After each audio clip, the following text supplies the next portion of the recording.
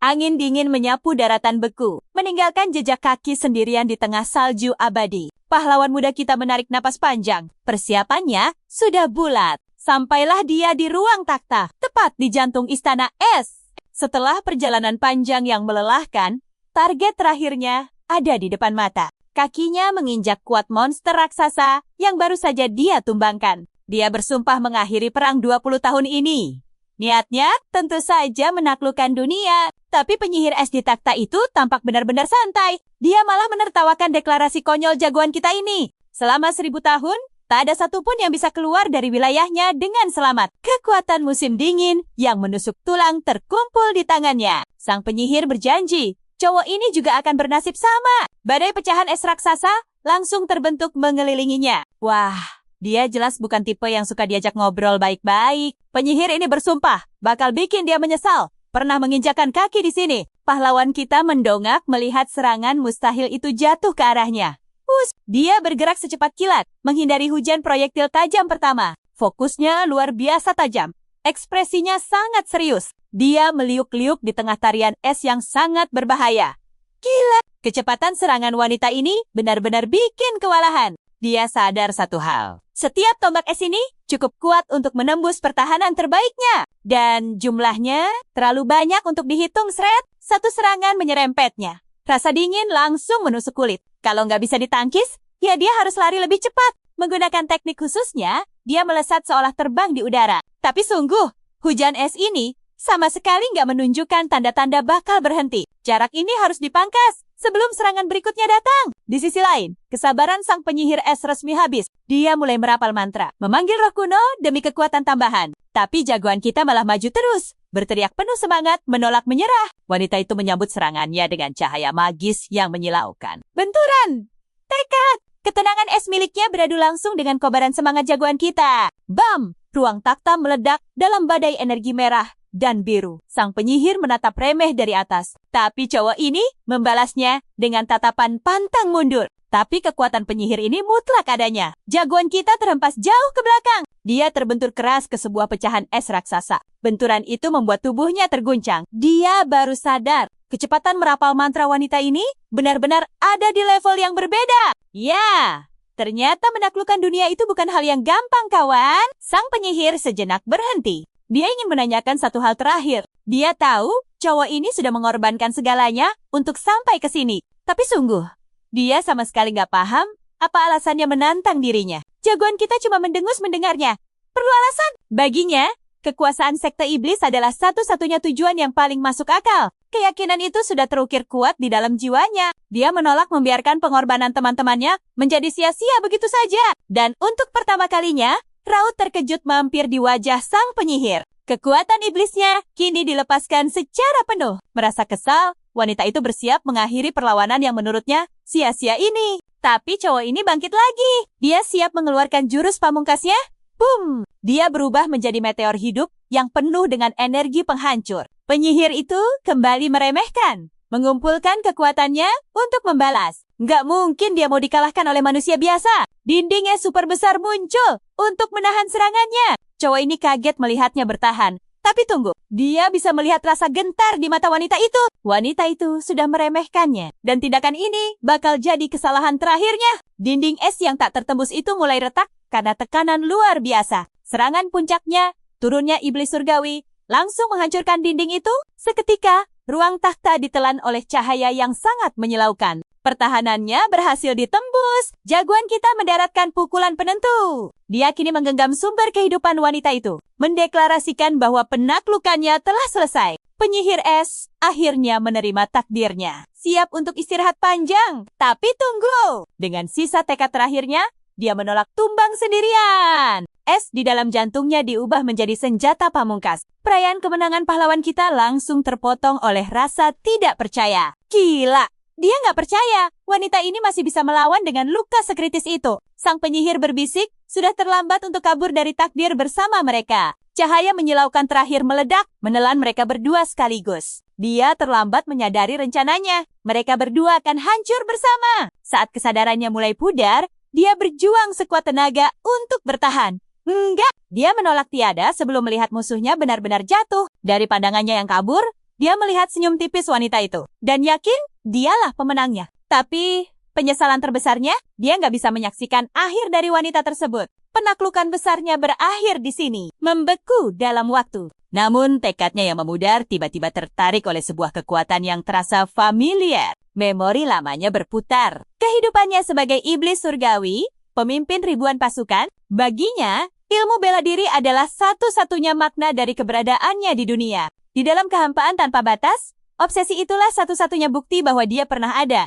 Hingga akhirnya, detak jantung yang berirama menariknya keluar dari kegelapan. Dia tiba-tiba mengambang di sebuah realitas baru yang aneh. Terasa hangat, sangat nyaman, dan ini jelas bukan alam baka yang dia bayangkan. Begitu panca inderanya kembali, tiba-tiba ada yang menendangnya. Duk, dia langsung sadar sepenuhnya. Astaga, dia nggak sendirian di sini. Sang iblis surgawi yang legendaris ini ternyata bakal jadi anak kembar. Wow. Untuk pertama kalinya, dia mulai membayangkan rasanya punya seorang saudara. Di kehidupan lamanya, dia benar-benar sendirian. Cuma anak yatim piatu yang dibuang ke jalanan. Sampai akhirnya sekte iblis memungutnya dan menjadikannya sebuah senjata terkuat. Itu adalah langkah awal yang keras di jalannya untuk menaklukkan dunia.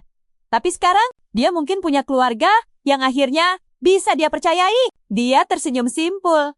Merasa saudaranya ini sangat beruntung, punya kembaran sepertinya. Kehidupan baru pun dimulai. Lembaran baru sang iblis surgawi diawali dengan suara tangisan bayi. Tapi, begitu kesadarannya pulih seutuhnya, dia merasakan kehadiran yang aneh. Rasa dingin yang sangat familiar tiba-tiba meresap sampai ke tulang-tulangnya. Tunggu dulu. Dia melihat ibu barunya.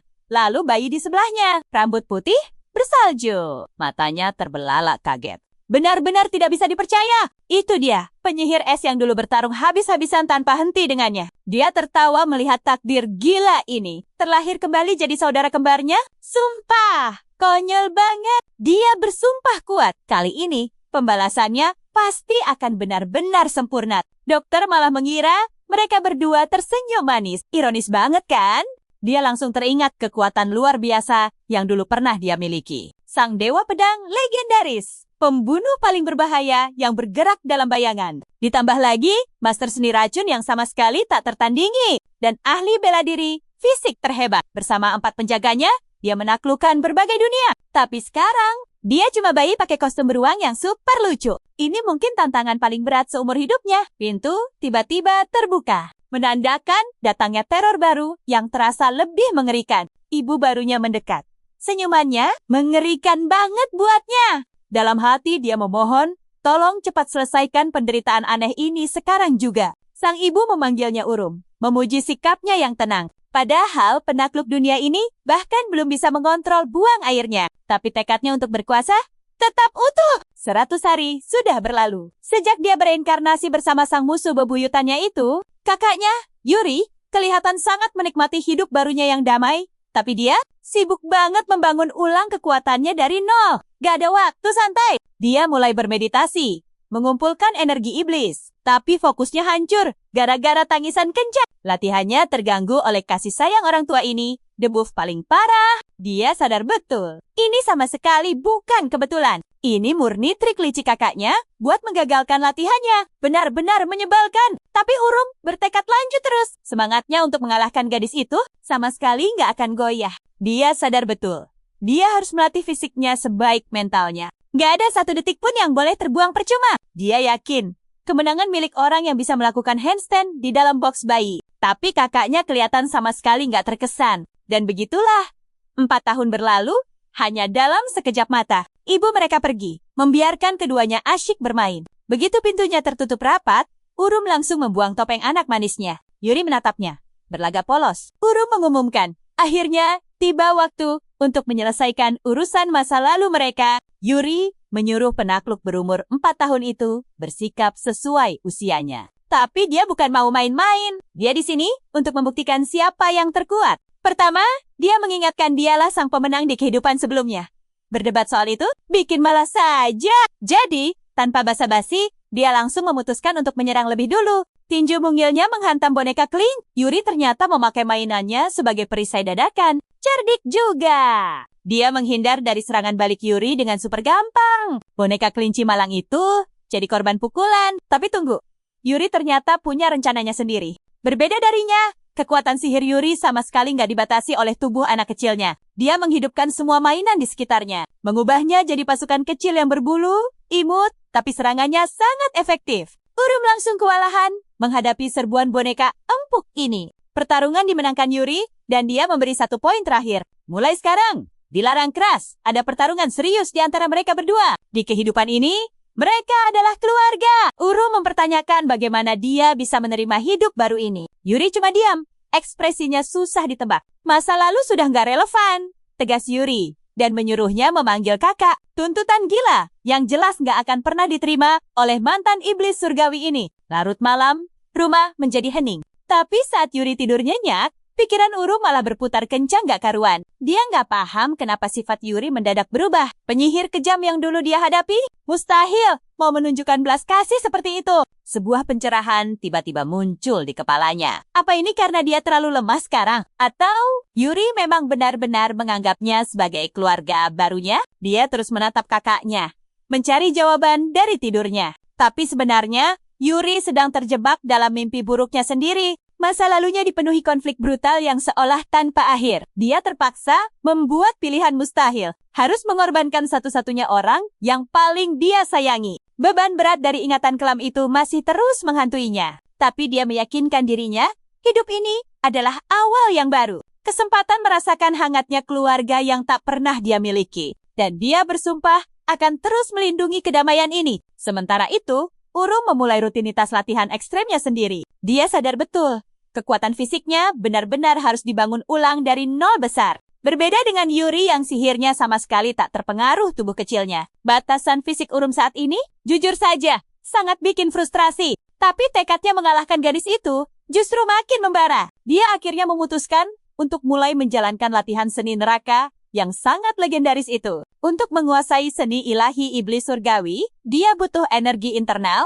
Di kehidupan sebelumnya, kekuatan sebesar itu bisa bikin seseorang jadi master level atas. Demi mengumpulkan energi itu, dia harus membentuk sebuah inti dulu. Dia fokus penuh mengadaptasi tekniknya pada tubuh baru yang serba canggung ini. Dia tenggelam dalam meditasi yang sangat dalam, merasakan koneksi khusus. Dia tahu pasti, titik energi di tulang belakang seharusnya terbuka lebih dulu. Tapi anehnya, titik di atas kepalanya malah terbuka duluan. Tubuh barunya beradaptasi dengan gila, memberinya bukan cuma 1, tapi 2 inti energi sekaligus. Kekuatan iblis surgawi mulai bangkit kembali. Tapi belum juga apa-apa.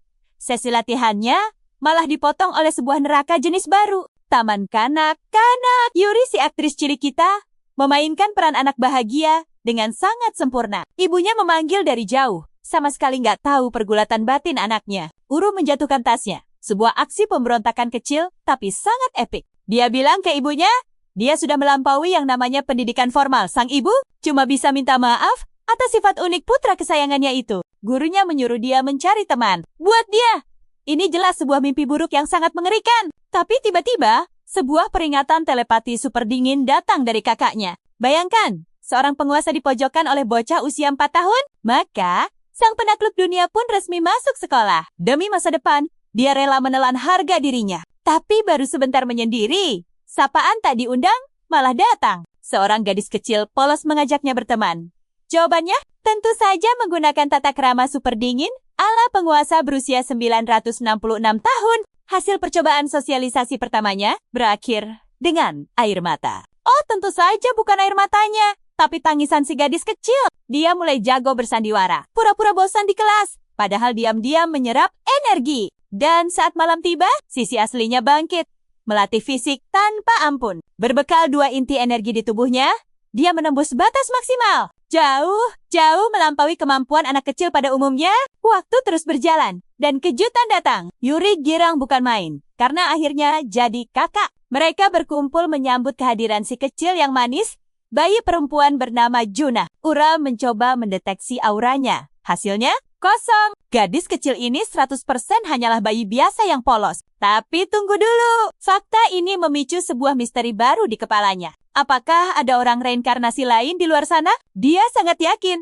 seseorang pasti sedang memikirkan hal yang sama. Suatu hari, kakaknya tiba-tiba memanggilnya ke tempat tersembunyi. Posisi siap tempur? Tentu saja. Tapi intuisinya berkata, Ini sama sekali bukan ajakan duel. Wajah Yuri tampak sangat tegang, memancarkan aura keseriusan tingkat tinggi. Perlahan, dia meletakkan sebuah benda ke telapak tangan adiknya. "Pegang ini!"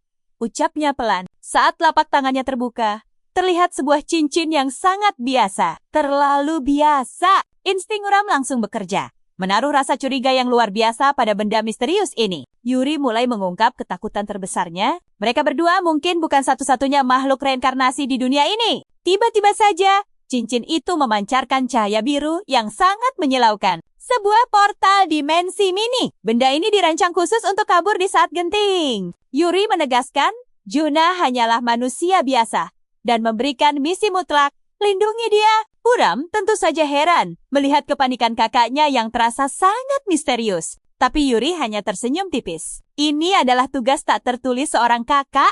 Titik. Setelah memberikan peringatan keras agar adiknya tidak berbuat onar, Yuri berbalik dan pergi. Aura kakak perempuan yang sangat kuat dan sangat tangguh. Namun sayangnya, fokus Uram sama sekali tidak goyah. Misi utamanya, mengembalikan kejayaannya. Reinkarnator lain, kehidupan sekolah yang membosankan, dia sama sekali tidak peduli. Satu-satunya hal di otaknya hanyalah merebut kembali kekuatannya yang hilang. Waktu terus berlalu, tahun berganti tahun, dan tekadnya semakin hari semakin tajam bagai pedang. Bahkan saat duduk santai di dalam kelas pun, dia diam-diam memupuk energi murninya. Kekuatan sang penguasa perlahan mulai berkumpul kembali di dalam nadinya. Boom! Dia akhirnya sukses menembus tingkat energi internal yang sama sekali baru. Untuk ukuran manusia berusia 17 tahun, perkembangan ini benar-benar tidak masuk akal. Namun tentu saja, ini belum ada apa-apanya dibanding kekuatan aslinya dulu. Dia butuh arena pertarungan yang sesungguhnya. Dan tebak, kehidupan masa SMA sepertinya siap menyajikan tantangan itu. Di sudut lain, gerombolan berandal sekolah sedang asyik memojokkan seorang siswa lemah. Anak itu bernama Dang, dan dia memohon ampun, bilang kalau dia sama sekali tidak punya uang. Bos geng berandal itu dengan santai mengambil sebuah sapu. Niatnya, sangat jelas dan sangat tidak bersahabat. Saat sapu itu mengayun keras tanpa ampun, sebuah tangan tiba-tiba menahannya dengan sangat santai. Gerakan itu berhenti total. Bos berandal berbalik. Wajahnya merah padam karena amarah. Seluruh anak buahnya cuma bisa melongo, terkejut setengah mati. Dengan gaya paling santai di dunia, Uram memperkenalkan dirinya sebagai teman sekelas anak yang ditindas itu. Uram menyadari satu hal yang mutlak. Di dunia manapun, hukum alam tidak pernah berubah. Si bos berandal berteriak sok jagoan.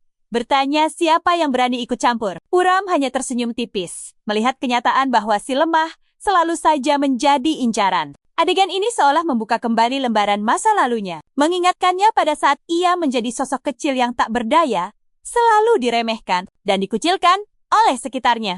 Dia menghela napas, sadar betul kalau kedua dunia ini sama persis. Para berandal itu malah mulai tertawa mengejek. Mengenali Uram tak lebih dari sekadar adik si ketua kelas. Si berandal berambut pirang mencoba menarik tangannya sekuat tenaga. Tapi ayolah, ini pegangan sang mantan penguasa. Cengkeramannya mengunci rapat layaknya sebuah baja. Berandal itu mencoba memukul secara acak, yang tentu saja ditepis Uram dengan gaya menguap. Cukup dengan satu sapuan kaki yang super simple, keseimbangan lawannya hancur berantakan. Bruk! Si sok jagoan itu tersungkur ke lantai dengan wajah terkejut. Uram berdiri menjulang di atasnya, menatap ke bawah dengan ekspresi yang luar biasa datar dan tidak terkesan sama sekali. Anehnya, teman-teman gengnya malah menganggap ini sebagai lelucon lucu.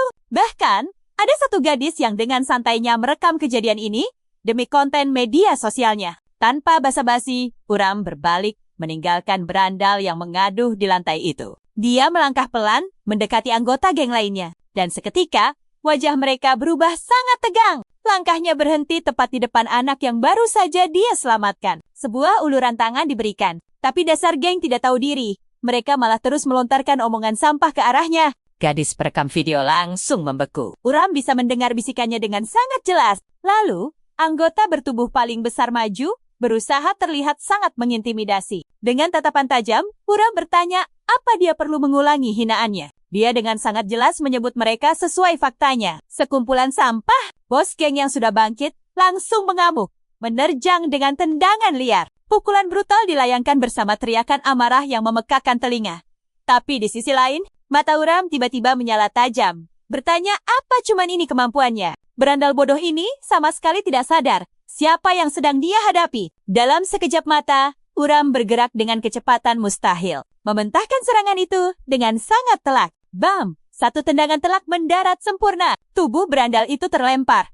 Sebelum akhirnya dikunci ke lantai. Pertarungan selesai seketika. Sementara gengnya cuma bisa melotot tidak percaya. Sekali lagi, Uram berdiri tegak, menatap lawannya yang sudah tak berdaya. Nafasnya teratur. Dia tersenyum meremehkan. Menyebut ini bahkan tidak pantas disebut sebagai sebuah pemanasan. Namun di tengah momen epik itu, keributan ini ternyata mengundang tamu yang tak diharapkan. Sang kakak tertua, Yuri, tiba-tiba muncul di kelas dan menuntut penjelasan. Gadis pemegang ponsel seketika menemukan celah. Langsung menunjuk hidung Uram sebagai dalang utamanya. Uram hanya memutar bola mata. Tingkat kekesalannya terhadap situasi ini sudah mencapai puncak. Geng sampah itu tersenyum menang. Mereka sangat yakin bukti video itu bakal menghancurkan reputasi Uram. Tapi hey, Yuri punya cara luar biasa untuk melenyapkan sebuah bukti. Sebuah kilatan energi biru menyambar, dan perang. Layar ponsel gadis itu hancur berkeping-keping. Dengan senyum paling manis namun tegas, Yuri menyuruh semua murid kembali ke bangku. Kelas telah dimulai. Uram natap adiknya nih. Si ratu ancaman halus. Dan si tukang buli bertubuh besar itu jelas nggak terima. Dan diam-diam nyiapin balas dendam. Di sisi lain, Dongu cuma bisa bersyukur udah diselamatin. Gak lama setelah itu, dua saudara reinkarnasi ini akhirnya ngobrol empat mata. Yuri langsung nanya dong, apa kakaknya ini cuma nyari alasan buat berantem? Tapi Ram ngotot, dia murni cuma belain teman sekelasnya dari para perundung. Sang adik ngingetin kalau dunia ini udah beda. Jadi, dia harus adaptasi. Tapi bagi mantan iblis surgawi ini, semuanya kelihatan sama aja tuh. Buat dia, nutup mata dari ketidakadilan itu bukan adaptasi. Kalau aturannya gitu, mending dia sendiri yang ngerubah dunia ini sekalian. Kuspadai! Balik lagi ke Dongu yang ngerasa harga dirinya hancur lebur. Sementara itu, geng perundung ini ngumpul lagi, nahan malu sambil nyusun rencana licik. Si bos rambut pirang ngamuk parah. Bersumpah masalah ini belum selesai. Teman-temannya ngakuin Uram itu ngeri. Tapi si bos ngeles kalau dia cuma lagi lengah aja. Si cowok besar mutusin buat manggil pasukan tambahan. Mereka sepakat nih, cara satu-satunya buat menang cuma lewat serangan keroyokan massa. Klasik banget. Biar rencananya mulus, mereka butuh pion umpan. Dan tebak siapa? Dongu yang lagi ketakutan setengah mati, kembali disudutkan tanpa ampun. Dia dikasih pilihan sulit, bawa Uram ke mereka. Atau tanggung sendiri akibatnya. Besoknya di sekolah, auranya kerasa tegang dan gak enak banget. Dengan gemetar, Dongu nyamperin meja Uram. Sambil terbata-bata, dia nyoba ngucapin makasih atas kejadian penyelamatan yang kemarin. Sebagai tanda terima kasih, dia nawarin traktir makan. Tapi tunggu dulu.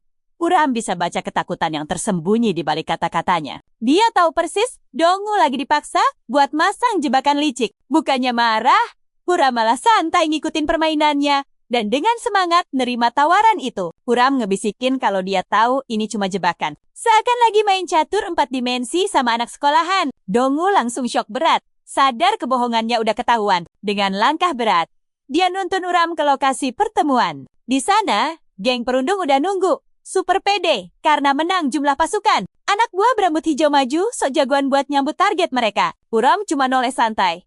Nanya apa ini tempat jajan terkenal yang dijanjikan. Para preman langsung ngejek.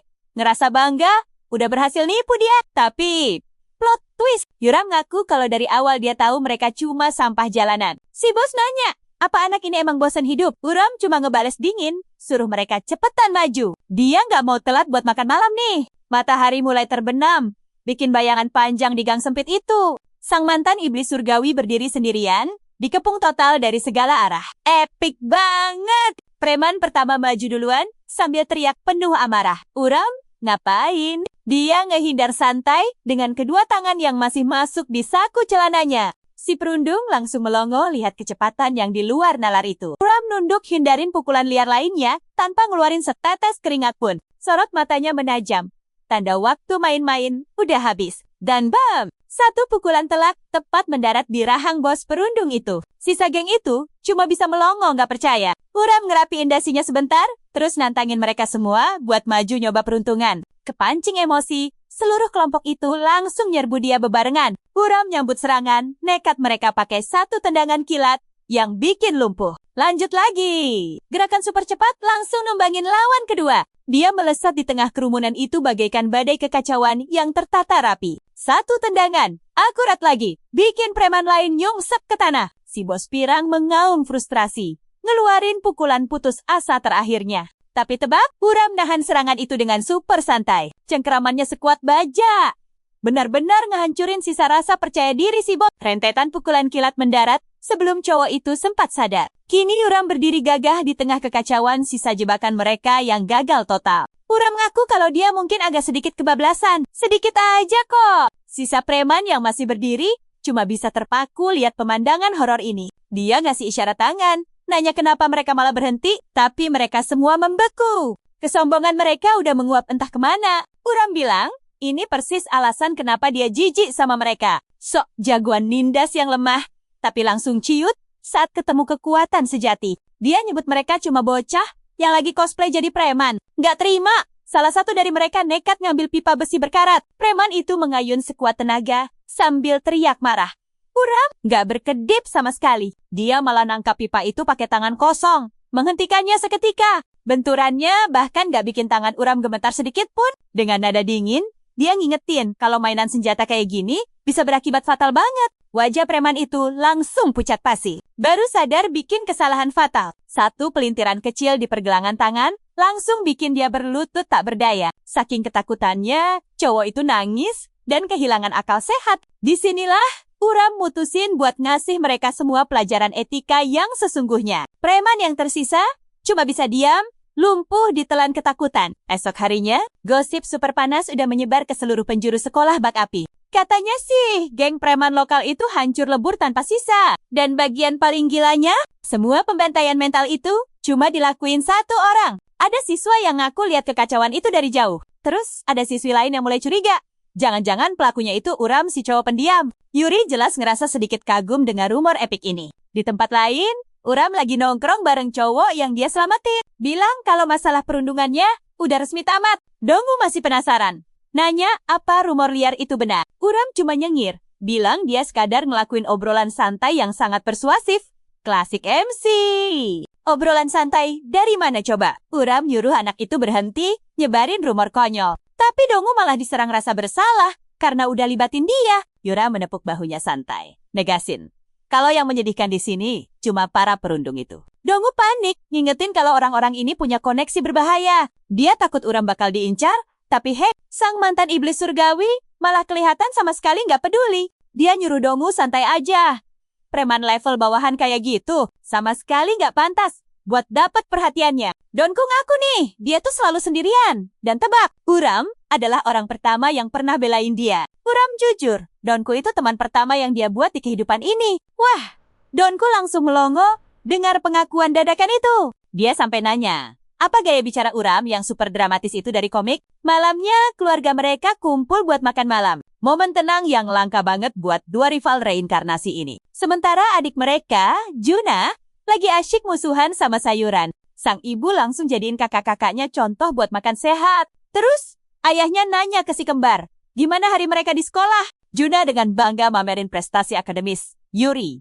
Nah, sekarang giliran Uram nih yang ditanya. Dengan santainya, dia bilang habis tegakin keadilan dan dapat teman baru. Buat dia, ini jauh lebih keren dari penghargaan sekolah manapun. Beres makan, anak-anak pada balik ke kamar. Orang tua mereka lanjut beres-beres. Tapi wajah ibunya kelihatan cemas banget. Dia khawatir Uram gak punya rencana masa depan. Tapi sang ayah bilang, sabar aja.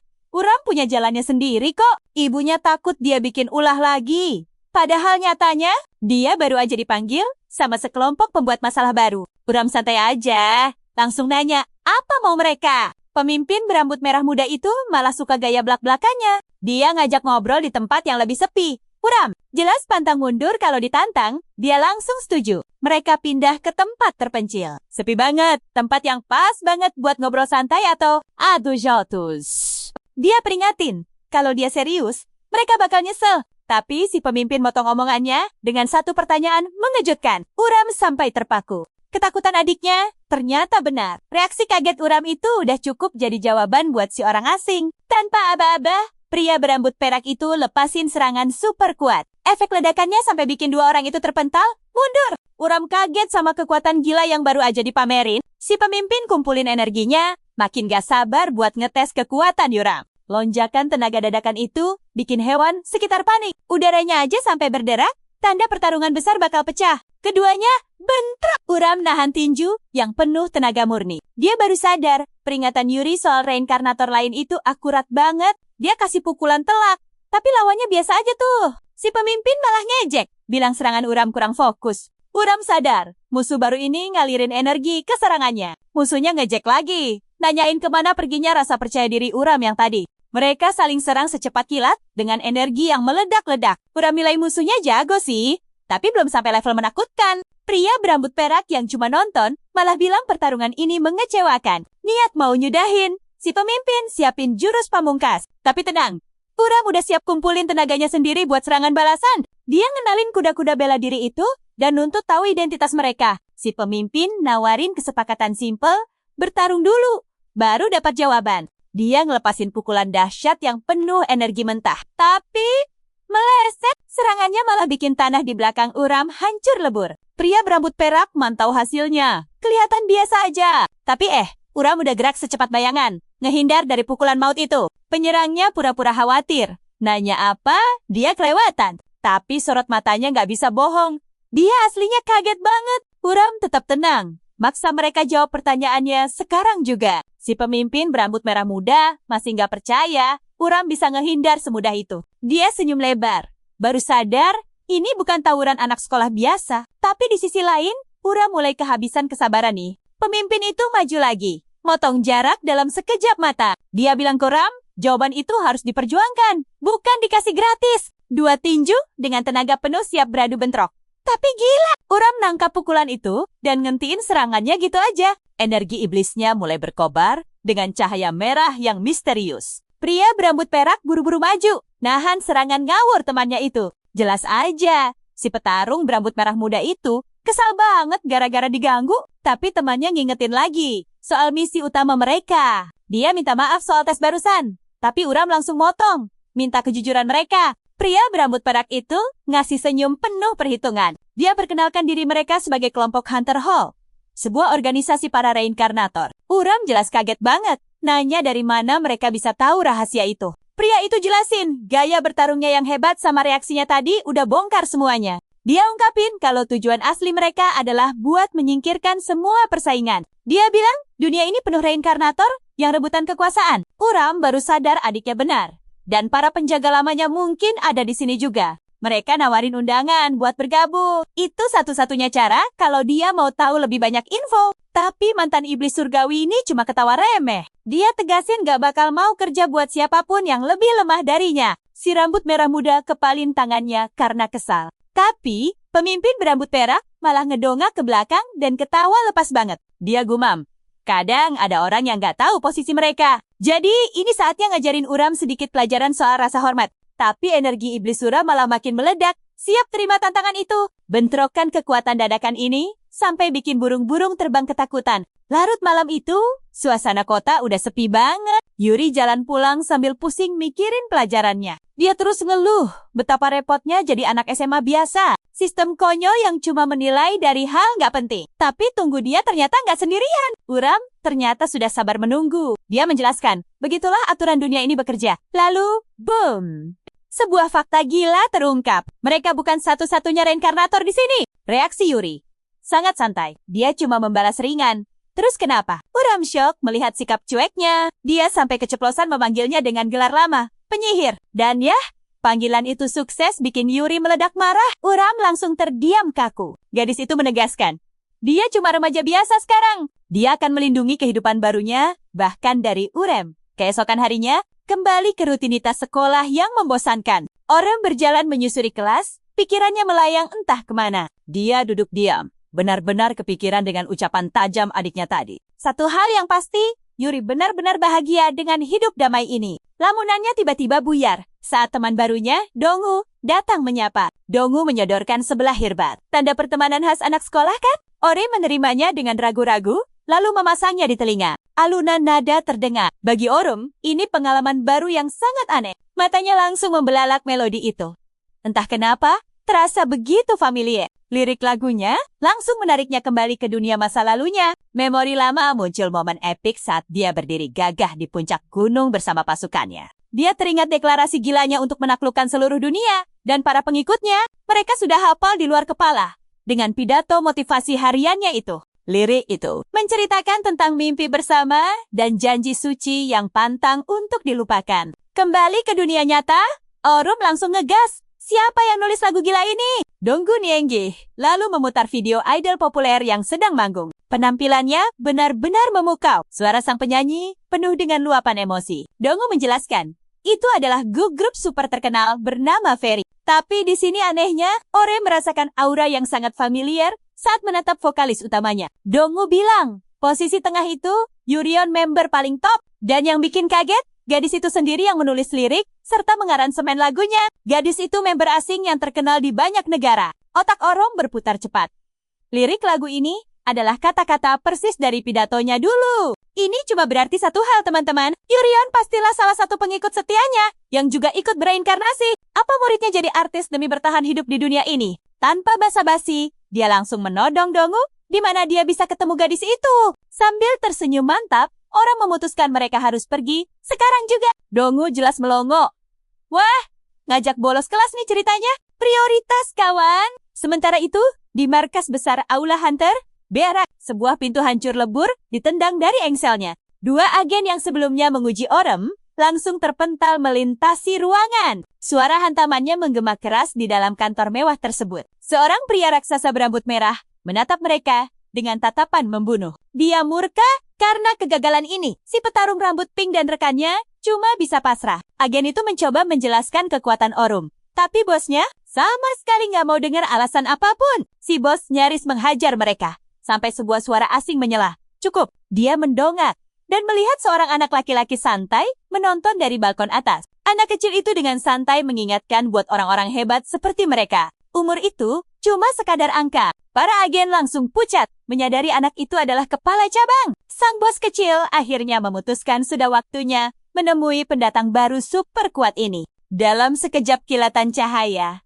kepala cabang itu mendarat mulus tepat di hadapan anak buahnya. Dengan satu kibasan tangan, dia membuang mereka sambil mengomel. Dia lalu mencengkeram agen berambut perak itu. Marah besar, karena mereka meremehkan target. Dia akan turun tangan sendiri. Baginya, Orum adalah aset yang terlalu berharga. Dia pun menyuruh anak buahnya mencari kelemahan apapun secepatnya. Keluarga, teman, cari apa saja. Raksasa berambut merah itu cuma bisa menunduk patuh menerima perintah mutlak tersebut. Adegan berpindah ke jalanan kota yang sepi di malam hari. Seorang gadis berambut putih terlihat berjalan sendirian menyusuri trotoar. Gadis itu tersenyum tipis, menyadari bahwa dia dan kakaknya tidak sendirian di dunia ini. Dan kita kembali ke masa lalu. Sebuah perkemahan di bawah cahaya purnama. Tampak versi masa kecil dari gadis rambut putih itu mengendap-endap. Dia memeluk sesuatu erat-erat di dadanya. Wajahnya terlihat sangat tegang, namun penuh tekad. Dengan lincah, dia menyelinap melewati orang-orang yang tertidur lelap menuju satu tenda khusus. Gadis kecil bernama Suya itu mendekati cahaya redup dari balik tenda. Dia pun mengintip masuk, memanggil kakak perempuannya dengan suara pelan. Sang kakak, Lena yang berambut merah, memastikan adiknya membawa persediaan mereka. Dengan senyum misterius, Lena berjanji akan menunjukkan sesuatu yang luar biasa. Begitu meninggalkan perkemahan, langkah mereka berujung di padang salju yang tandus. Seekor tikus kesepian tampak mengendus udara, sibuk mencari sisa makanan. Tapi dia nggak sendirian. Seekor kelabang raksasa merayap mendekat. Tikus itu langsung lari terbirit-birit. Tapi sebuah tangan tengkorak menghantam, menangkapnya tanpa ampun. Sesosok makhluk menyeramkan, berjubah lusuh, baru saja mengamankan menu makan malamnya. Sosok itu bersiap memanggang si tikus dengan bola api. Tapi tiba-tiba kakek. Suara anak kecil menghentikannya. Dia menoleh dan melihat kedua gadis cilik tadi mendekat. Lena menyapa kakek misterius itu dengan ceria. Bertanya, apa dia menunggu lama? Sosok mengerikan itu, dia malah meneteskan liur. Kegirangan melihat mereka berdua. Lena tersenyum maklum. Tahu kakek ini kelaparan karena tidak ada satupun yang berbagi makanan dengannya. Polosnya, sang adik bertanya, kenapa kakek itu tinggal sendirian? Yang langsung direspons teguran dari Lena, Lena lalu memperkenalkan adiknya yang pendiam itu, Suya. Kakek berjubah itu bahagia banget. Terus-terusan mengulang nama cantik gadis itu. Sambil memunculkan nyala api kecil, dia menawarkan diri untuk menceritakan kisahnya. Ingatan itu perlahan pudar. Yuri terdiam, membayangkan apakah jalan hidupnya bisa jauh lebih baik. Andai saja dia tak pernah menyentuh sihir di masa lalu. Tunggu, lamunannya buyar saat melihat sosok misterius di dekat rumahnya. Dia langsung melabrak bocah itu, menuntut penjelasan. Si bocah malah kaget, bingung, karena dia sebenarnya mencari target laki-laki. Kocak banget kan? Mata Yuri menyala biru. Dia merasakan aura super berbahaya dari orang asing ini, dan tangannya langsung memercikan energi. Siap tempur, dia memanggil lingkaran sihir tingkat tinggi. Sambil menyiapkan mantra epik, dia menegaskan posisinya sebagai kakak perempuan. Peringatan keras untuk mundur. Ledakan energi ini bikin seekor kucing lewat, menoleh cuek. Sama sekali nggak terkesan dengan pertunjukan cahaya ini. Tipikal kucing banget. Energi berputar liar, membentuk kubah raksasa. Sebuah pelindung absolut langsung mengurung mereka berdua. Benar-benar terisolasi dari dunia luar. Si bocah lumayan takjub. Sadar betapa gilanya mantra itu, dia baru ngeh kalau informasi intelnya soal keluarga Uram itu salah total. Tanpa basa-basi, Yuri membentaknya. Siapa dia sebenarnya? Dan ngapain nongkrong di depan rumahnya? Dia so asik, nawarin posisi di organisasinya. Tapi hey, Yuri lagi nggak mood dengar promosi murahan. Si bocah langsung nebak dengan tepat. Uram pasti belum cerita apa-apa padanya. Yuri memotong omongannya dengan tajam. Nasib bocah ini benar-benar bergantung pada kalimat selanjutnya. Bukannya takut, bocah itu malah menyeringai. Dia ngedumel soal betapa songongnya para reinkarnator. Lalu, boom, aura emas meledak menyelimuti tubuhnya. Menurutnya, unjuk kekuatan adalah satu-satunya bahasa yang mereka pahami. Yuri menanggapi pameran aksi ini sebagai jawaban dan langsung mengumpulkan energi esnya. Bocah itu menerjang maju. Mau ngetes apakah kekuatan Yuri setara dengan kesombongannya. Dua entitas super kuat ini akhirnya bentrok di jalanan sepi. Tiba-tiba, adegan bergeser ke masa lalu, tepat di bawah langit malam yang dingin dan penuh bintang. Ingatan berlanjut. Gadis kecil bernama Suya kegirangan karena berhasil memakai sihir pertamanya. Dia dengan bangga memamerkan skill itu pada sang kakak dan gurunya. Pria berjubah itu memuji Suya dan kakaknya yang berambut merah, Lena. Dia menjelaskan bahwa Lena memiliki roh api, sementara Suya mengendalikan elemen es. Sang guru benar-benar syok melihat bakat alami mereka. Dengan mata berbinar, Suya bertanya apakah mereka akhirnya bisa menjadi penyihir hebat. Lena bermimpi jadi penyihir kekaisaran agar mereka tak pernah kelaparan lagi. Tapi impian Suya jauh lebih polos. Dia cuma ingin menemukan orang tua mereka. Lena bertanya sinis. Masih kangen dengan keluarga yang membuang mereka? Lena mendengus pelan. Lalu buru-buru mengalihkan pembicaraan biar gak makin emosional. Luka lama memang susah sembuh. Kembali ke masa kini. Si kepala cabang mulai mengumpulkan kekuatannya lagi. Dia melepaskan rentetan panah cahaya mematikan. Serangan itu meluncur super cepat ke arah Yuri. Tapi jangan remehkan cewek ini. Dia langsung memanggil dinding es tebal. Berdiri santai di balik perisainya, Yuri tersenyum mengejek. Cuma segini doang kemampuanmu?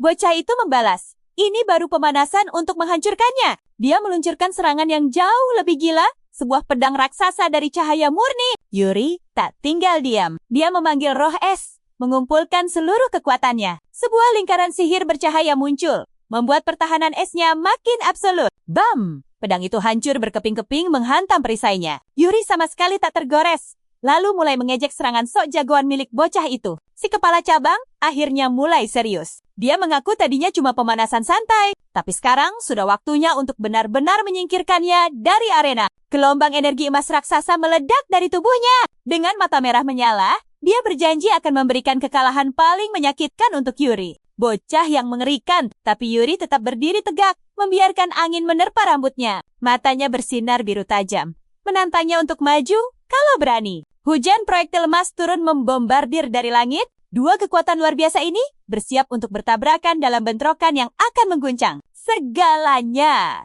Yuri langsung menciptakan tembok es raksasa untuk menahan serangan frontal itu. Si bocah berteriak sombong, menyatakan bahwa trik murahan Yuri sudah berakhir. Tiba-tiba dia melepaskan naga raksasa dari energi emas murni. Serangan brutal itu menghantam pertahanan Yuri dengan kekuatan luar biasa. Dinding esnya mulai retak, tapi Yuri membalas dengan amarah dingin yang mengerikan. Dia membangkitkan sebuah kekuatan kuno yang siap membekukan dan menelan segalanya. Mendadak, udara di sekitar berubah membeku dan salju mulai turun dari langit. Seorang ibu dan anak perempuannya kebingungan melihat cuaca aneh ini. Mereka menatap langit dengan heran saat butiran salju makin lebat. Dalam sekejap mata, seluruh lingkungan itu sudah tertutup selimut salju putih. Kembali ke dalam pelindung, napas Yuri berubah jadi kabut tebal.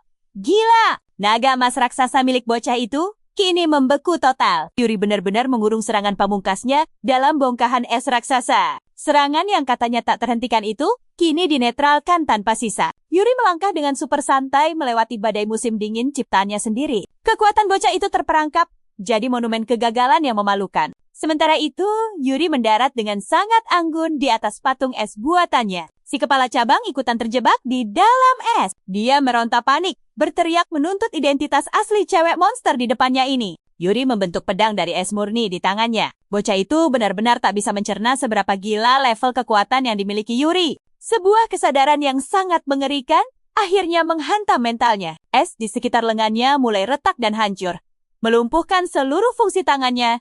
Seketika, dengan nada dingin, Yuri mengingatkan bahwa di sini, dia yang berhak bertanya. Dia memberi bocah itu satu kesempatan terakhir untuk membocorkan segalanya. Suara narator mulai menceritakan kisah tentang akhir sebuah takdir. Sebuah perjalanan panjang melintasi ruang hampa. Dan kesempatan kedua yang epik melalui reinkarnasi. Tak terhitung banyaknya jiwa yang terlahir kembali setelah masa lalu mereka usai. Semuanya tiba di dunia yang baru ini, yaitu planet bumi. Mereka yang dulunya adalah penguasa mutlak di masa lalu, entah kenapa dibawa ke dunia modern ini. Sebuah dunia yang penuh dengan hutan beton dan persaingan bisnis gila-gilaan. Mereka harus bersembunyi di tengah keramaian, tapi kekuatan super sebesar itu jelas tidak bisa ditutupi selamanya. Pemerintah dunia secara resmi menyebutnya berita bohong belaka. Namun di balik layar, perburuan rahasia sudah lama dimulai. Siapapun yang identitasnya ketahuan akan langsung dicap sebagai musuh publik. Manusia bumi memang lemah secara fisik,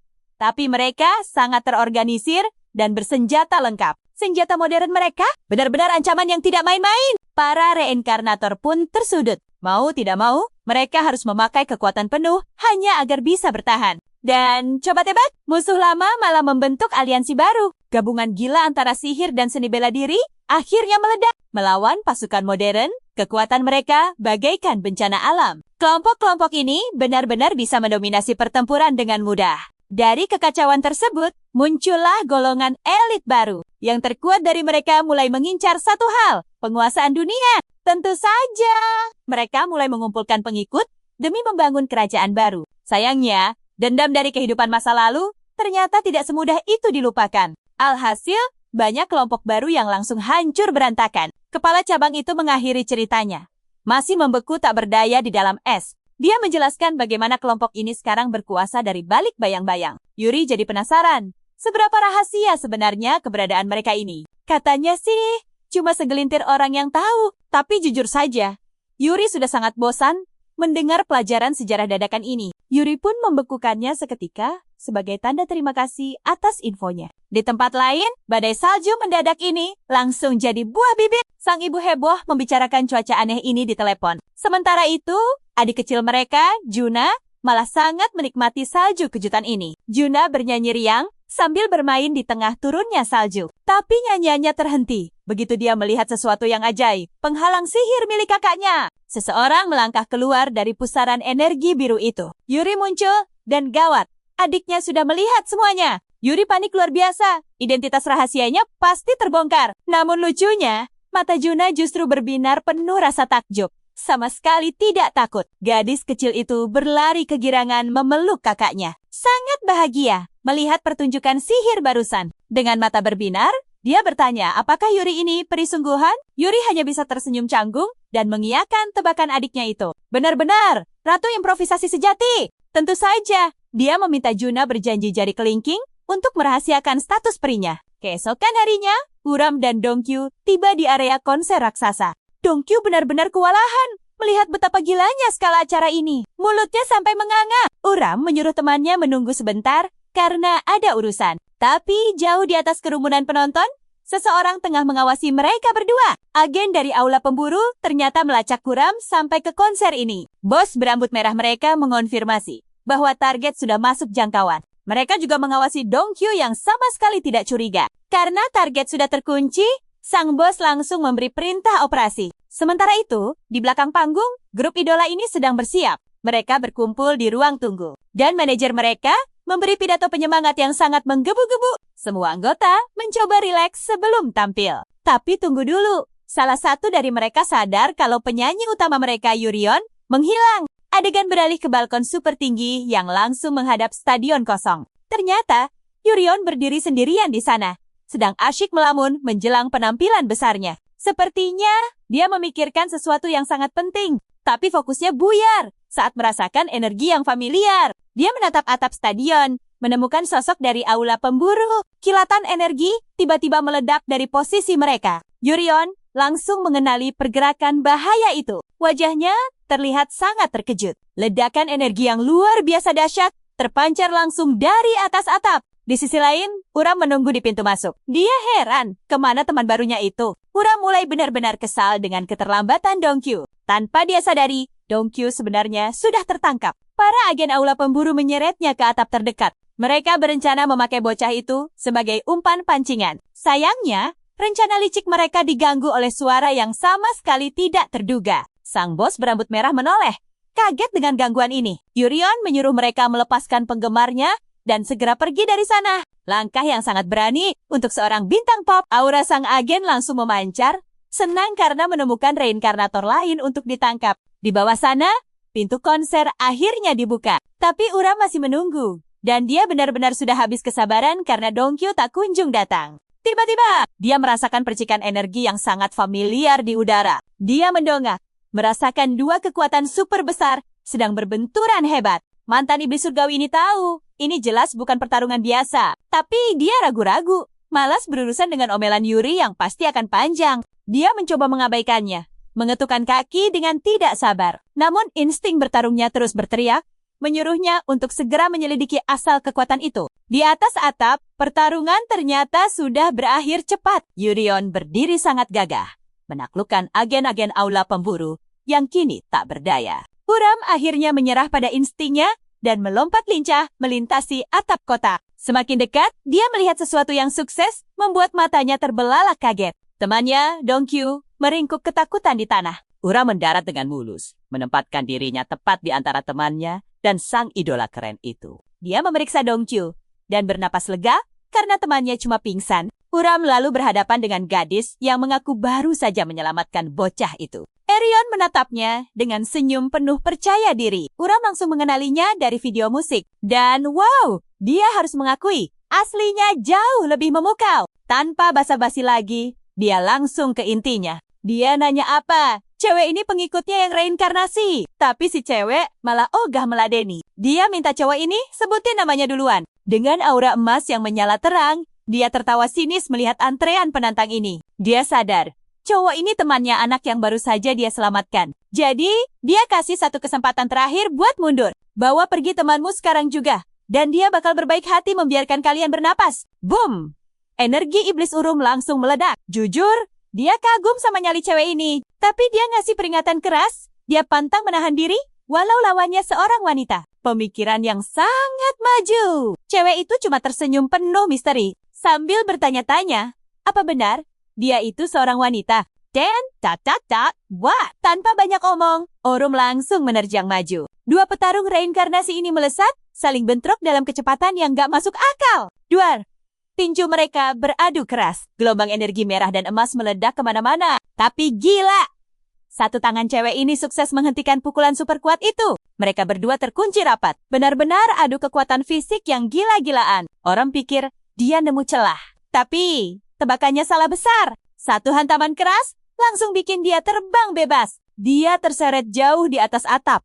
Setengah mati nahan efek serangannya. Cewek ini malah ngeledek. Senyum.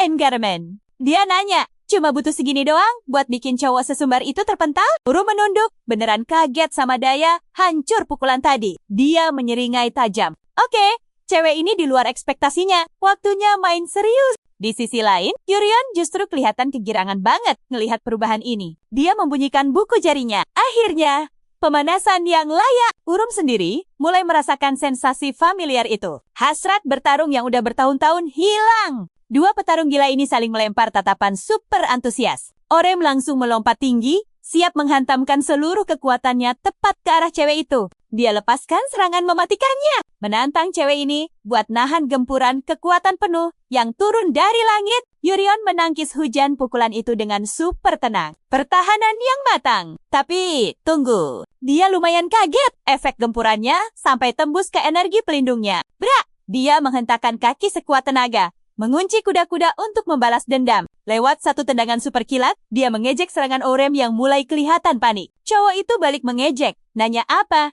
Dia mulai sesak napas. Aura iblisnya mencekik leher Yurion dengan brutal. Tapi bukannya takut, cewek ini malah ngasih seringayan super pede. Jelep.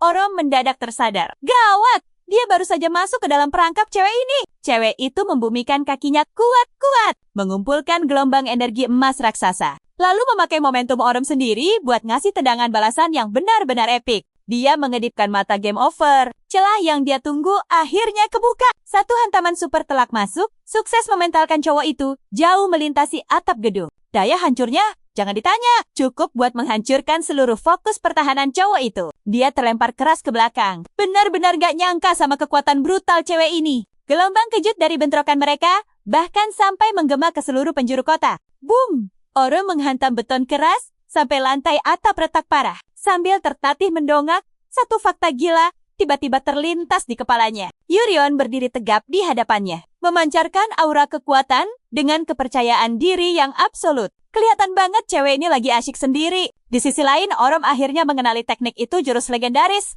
seni dewa tubuh berlian. Cewek ini mengakui kehebatan Orem. Tapi tunggu, teknik sakti itu cuma milik satu orang di dunia ini. Mendadak, bayangan raksasa seorang petarung muncul tepat di belakangnya. Sang Guang, sosok pelindung keempat. Cewek itu ngasih kesempatan buat kabur, tapi telat. Urum sekarang udah paham betul siapa monster di depannya ini. Ingatannya kembali ke pria gila yang menguasai seni bela diri luar, cuma modal tekad baja. Petarung nekat yang rela menunggu 400 hari cuma demi melawannya. Pria itu adalah Sang Guang, si raksasa konyol. Dia jadi teringat duel epik mereka dulu. Bentrokan dua titan raksasa yang bertarung gila-gilaan tanpa kenal kata henti. Itu pertarungan sampai batas akhir kesadaran, benar-benar menguji tekad siapa yang terkuat. Dia masih ingat jelas pertukaran tinju yang super brutal itu. Pertarungan itu baru berhenti saat dia memaksa dirinya melampaui batas fatal paling ekstrem. Setelah pertempuran yang menguras segalanya, dia sukses menumbangkan petarung yang mustahil dikalahkan itu. Dan tepat di detik itu juga, Sang Guang berubah jadi pelindung paling setianya. Monster buas di medan laga, tapi punya senyuman polos yang bikin geleng-geleng kepala. Pria raksasa yang selalu setia berdiri menjaganya. Kini, Orem bertanya dengan tatapan gak percaya. Apa cewek ini beneran Sang Guang? Penampilan barunya ini bikin pusing. Orem benar-benar kehilangan kata-kata melihat nasib pelindung setianya ini. Di sisi lain, cewek itu justru salut bosnya bisa menebak identitas aslinya. Was! Aura emasnya kembali meledak buat ronde kedua. Dengan nada menantang, dia bilang, karena identitasnya udah ketahuan. Cowok ini jelas nggak boleh pergi gitu aja. Tapi Urum udah muak main-main. Kesabarannya udah setipis tisu sekarang. Boom! Energi iblisnya meledak tak terkendali. Waktunya ngasih pelajaran yang sesungguhnya. Dia langsung melepaskan jurus legendaris seni Dewa Iblis Surgawi. Sang Guang terpaku. Dia kenal betul aura mengerikan ini. Kuda-kudanya mengunci wujud pertama. Seekor naga astral melingkar ganas di belakangnya. Tanpa ampun, dia melepaskan tinju naga runtuh. Serangan telak dari udara yang siap menghancurkan segalanya. Mata cewek itu memantulkan kilatan serangan tersebut. Jelas, dia hafal di luar kepala teknik mematikan ini cuma milik master sejatinya. Senyum lebar yang nyaris gila langsung terukir di wajahnya. Sambil memompa tenaganya habis-habisan, dia tertawa, wah, ini beneran bawa kenangan manis masa lalu nih. Diiringi teriakan perang yang menggema, dia menabrakkan diri ke serangan itu.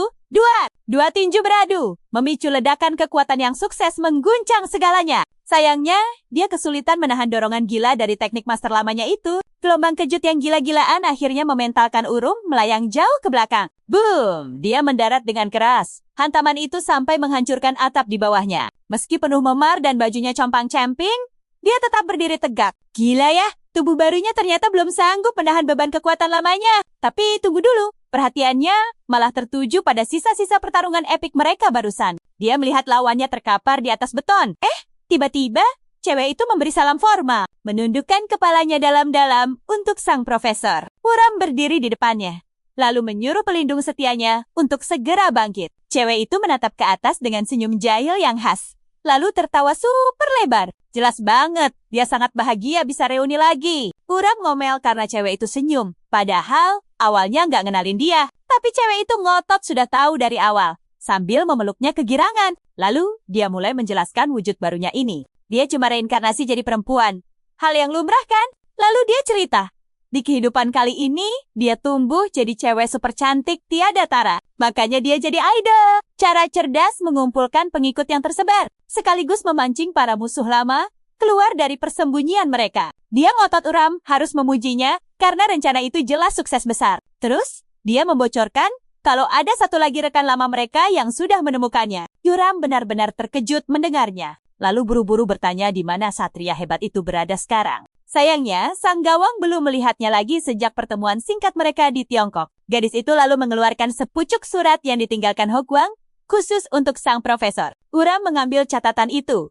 Bingung, kenapa pengikutnya ini sangat dramatis. Suratnya diawali dengan doa yang baik untuknya, tapi disusul dengan ejekan bodoh untuk Sang Gawang. Uram terpaksa mengakui kalau penilaian itu tidak salah. Apalagi Sang Gawang malah cekikikan, yang justru membuktikan kebenaran isi surat tersebut. Uram mengangguk setuju. Insting Hokwang selalu tajam. Surat itu memperingatkan adanya kelompok reinkarnator lain yang terorganisir dan sangat kuat, sehingga membuat Hokwang harus mundur. Ini mengonfirmasi ketakutan terbesar Uram soal organisasi baru tersebut. Dia lalu menatap tajam ke arah agen yang telah tumbang. Dia sendiri sudah merasakan bahayanya Aula Hunter. Sambil meremas surat itu, dia sadar betul kalau dunia ini sekarang dipenuhi banyak ancaman baru yang serius. Dan tepat seperti peringatan Yuri, orang-orang yang dia sayangi bisa berada dalam bahaya besar. Sang Gawang bertanya apa rencananya sekarang.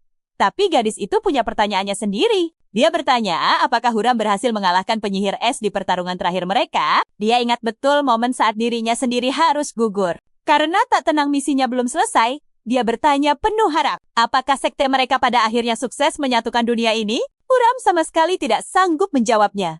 Kenyataannya terlalu rumit untuk dijelaskan, tapi lamunannya tiba-tiba terhenti oleh cahaya merah yang mendadak bersinar terang dari tangannya. Gawat! Dia sadar cincin pemberian adiknya sedang aktif. Itu adalah artefak ajaib yang dirancang khusus untuk mendeteksi bahaya dan membuka portal. Perjalanan instan. Jantungnya berdegup kencang.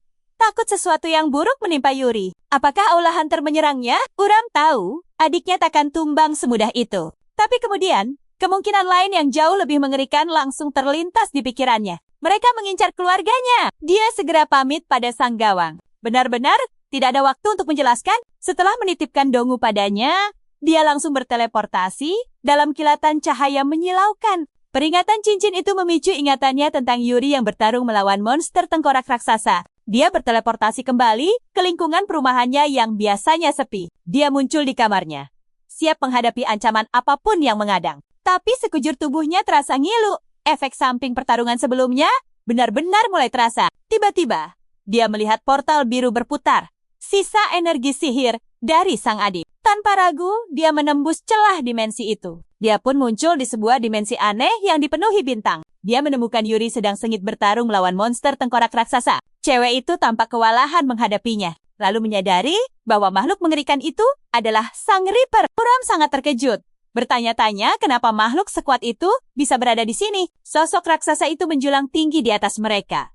Bagaikan sang pembawa petaka, makhluk itu mengangkat sabit raksasanya, bersiap melancarkan serangan pamungkas yang sangat fatal. Yuri melompat mundur, nyaris saja terkena tebasan sabit fatal tersebut. Dipenuhi amarah, dia mengumpulkan pecahan es, bersiap untuk melancarkan serangan balik. Tapi Sang Reaper menangkisnya dengan sangat mudah. Sihir esnya yang luar biasa kuat langsung hancur berkeping-keping menabrak baja terkutuk itu. Jantungnya berdesir hebat. Dia sadar, musuh ini jauh lebih tangguh dari dugaannya. Monster itu langsung menguncinya ke tanah, menunjukkan kekuatan yang benar-benar tak tertandingi. Saat makhluk itu bersiap memberikan hantaman pamungkas dan menyebutnya penyihir, sebuah benturan super keras tiba-tiba datang dan langsung mementalkan monster raksasa itu ke belakang. Yuri terjatuh. Tubuhnya tak sengaja terkena serpihan sihir esnya sendiri yang telah hancur. Berkeping-keping. Keping. Uram berteriak kencang. Suaranya dipenuhi amarah bercampur khawatir yang luar biasa. Adiknya ambruk ke tanah. terluka, dan tak berdaya. Yuram langsung melesat maju, insting pelindungnya mengambil alih. Dia mengadang Reaper, melepaskan kekuatan iblisnya yang mengerikan. Dia menyiapkan kuda-kuda jurus pertama. Matanya menyala merah terang, lalu boom! Dia melepaskan pukulan komet jatuh telak ke arah monster raksasa itu. Tapi saat mendarat, dia malah melihat adiknya duduk dengan wajah segar bugar. Dengan tatapan agak kesal, cewek itu protes dan bertanya, kenapa kakaknya ikut campur dalam pertarungannya. Uram Longo tak bisa berkata-kata. Tadi kan dia baru saja menyelamatkannya. Serius deh, prioritas dong Yuri. Prioritas. Uram lalu teringat makhluk ini. Sang Reaper, sang penjaga kastil es. Yuri dengan super santai menjelaskan kalau dia sebenarnya punya kontrak dengan monster raksasa ini. Dia memanggilnya khusus untuk melindungi rumah mereka. Tentu saja, Uram sama sekali tidak menyukai rencana gila adiknya ini. Parahnya lagi, cewek itu malah dengan beraninya menyalahkan semuanya pada Uram. Dia bilang,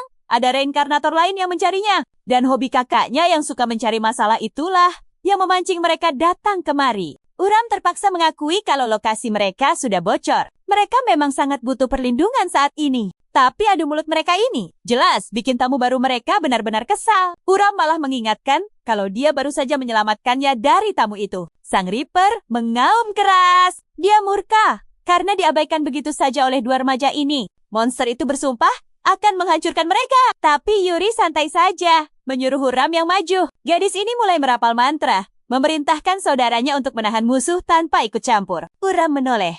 Luka dari pertarungan melawan San Goang masih terasa. Dia sadar betul kalau tubuhnya belum pulih dari bentrokan gila sebelumnya. Musuh di depannya bukan monster biasa. Satu-satunya cara untuk menang, dia harus mengerahkan segalanya. Energi iblisnya meledak hebat. Sementara di belakangnya, Yuri mengumpulkan kekuatannya. Gadis ini memanggil roh musim dingin, mempersiapkan sebuah mantra luar biasa dahsyat. Uram tahu tugasnya mengulur waktu sampai mantranya selesai. Sang Reaper langsung menerjang maju. Di saat yang sama, Uram memasang kuda-kuda untuk melancarkan jurus keempatnya. Turunnya naga langit dilepaskan. Sebuah teknik serangan dengan daya hancur yang luar biasa. Sang Reaper benar-benar lengah melihat besarnya skala serangan ini. Membuat tubuhnya terdorong ke batas maksimal. Uram berteriak menyuruh saudarinya menyelesaikan pertempuran. Mata Yuri menyala penuh kekuatan. Bersiap melepaskan pedang esnya yang mematikan. Hujan pedang es raksasa turun tanpa ampun. Mengunci pergerakan Sang Reaper dari segala arah. Dia turun perlahan. Bersiap memberikan serangan penentu yang terakhir. Kemenangan sudah di tangan. Dengan sangat tenang, Yuri menyatakan kalau pertarungan ini resmi berakhir. Yuri melangkah santai melintasi medan tempur beku ciptaannya. Mereka kini berdiri gagah di atas monster yang sudah takluk. Dengan musuh yang terkunci rapat oleh mantranya, Yuri menepuk bahu Uram, mengatakan kalau semuanya sudah selesai. Tapi tunggu, bebannya terlalu berat. Tiba-tiba saja, Uram langsung ambruk ke tanah. Yuri menunduk. Raut wajahnya tiba-tiba menunjukkan sedikit rasa khawatir. Uram terbaring lemah di tanah. Seluruh tubuhnya kini harus menahan rasa sakit yang luar biasa. Mengapa bisa begini? Yuri langsung mengenali tanda-tanda kekuatannya yang sedang bergejolak tidak terkendali. Dia sadar sifat gegabah Uram sama sekali tidak berubah. Dengan dingin, Yuri bergumam mungkin lebih baik kalau dia lenyap saja di sini. Ya, begitulah kasih sayang saudara sejati. Sang Reaper mulai menceritakan kisah masa lalunya yang panjang. Dulu, dia adalah entitas kuat yang dipanggil langsung oleh sang penyihir es. Sayangnya, si penyihir es langsung merasa kecewa karena hanya berhasil memanggil iblis peringkat 53. Sang Reaper tentu saja merasa sangat tersinggung dengan kelancangan manusia ini. Tapi tunggu, sang penyihir langsung memotong ucapannya dan mulai menjelaskan aturan kontrak mereka. Aturannya sederhana. Pihak yang kalah akan menjadi pelayan abadi sampai salah satu dari mereka hancur. Dia pun menerima tantangan itu, siap memberi si penyihir sebuah pelajaran. Lalu duel pun dimulai. Dan coba tebak, dia kalah dengan sangat telak. Sebagai pelayan barunya, dia mendapat tugas untuk terus menjaga istana esnya. Hari-harinya dihabiskan untuk mengusir penyusup dan menahan pasukan kekaisaran yang terus berdatangan. Jujur saja, itu adalah kehidupan yang sangat membosankan. Semua musuhnya terlalu lemah. Lebih parahnya lagi, majikan barunya ini bahkan tidak mau bicara dengannya. Setiap kali dia mencoba mengobrol, pasti selalu diabaikan begitu saja. Satu-satunya balasan yang didapatkannya hanyalah tatapan sedingin es dan penolakan yang menyakitkan hati. Sang penyihir memperingatkannya agar berhenti mengganggu atau siap menerima akibatnya. Dia pun berpikir santai. merasa hanya perlu bertahan sampai masa hidup majikan manusianya ini berakhir. Tapi 1000 tahun berlalu, dan dia masih terjebak melakukan pertarungan yang sama. Dia mulai merasa heran, kenapa penyihir ini seolah menolak untuk lenyap dari dunia. Dia akhirnya sadar, kekuatan majikannya sudah melampaui batas manusia normal. Namun saat dia hidup dalam kepasrahan, seorang penantang baru tiba-tiba saja muncul di hadapannya. Iblis surgawi yang memimpin sektinya berbaris gagah menuju wilayah es milik sang penyihir. Alasannya sangat sederhana. Tidak boleh ada dua penguasa mutlak dalam satu dunia. Dia menganggap sang penyihir sebagai lawan yang setara. Sebuah anomali lain di dunia ini. Tapi ada satu masalah besar, penyihir ini terlalu kuat. Sang Reaper menjelaskan kalau kekuatan murni majikannya itu malah membuat iblis surgawi merasa sangat tersinggung. Dia maju bertarung demi melindungi majikannya. Tapi sayangnya, kalah telak dan terlempar pergi. Kembali ke dunianya. Dia sama sekali tidak bisa melupakan rasa malu akibat kekalahan tersebut. Dia pun berlatih tanpa henti. Bersumpah untuk tidak akan pernah lagi kalah dari manusia. Dan sekarang di kehidupan baru ini, dia kalah lagi. Lupakan saja sumpah keren itu. Dia benar-benar tidak habis pikir bisa dikalahkan oleh manusia yang sama 2 kali. Dia sempat protes kalau kontraknya batal.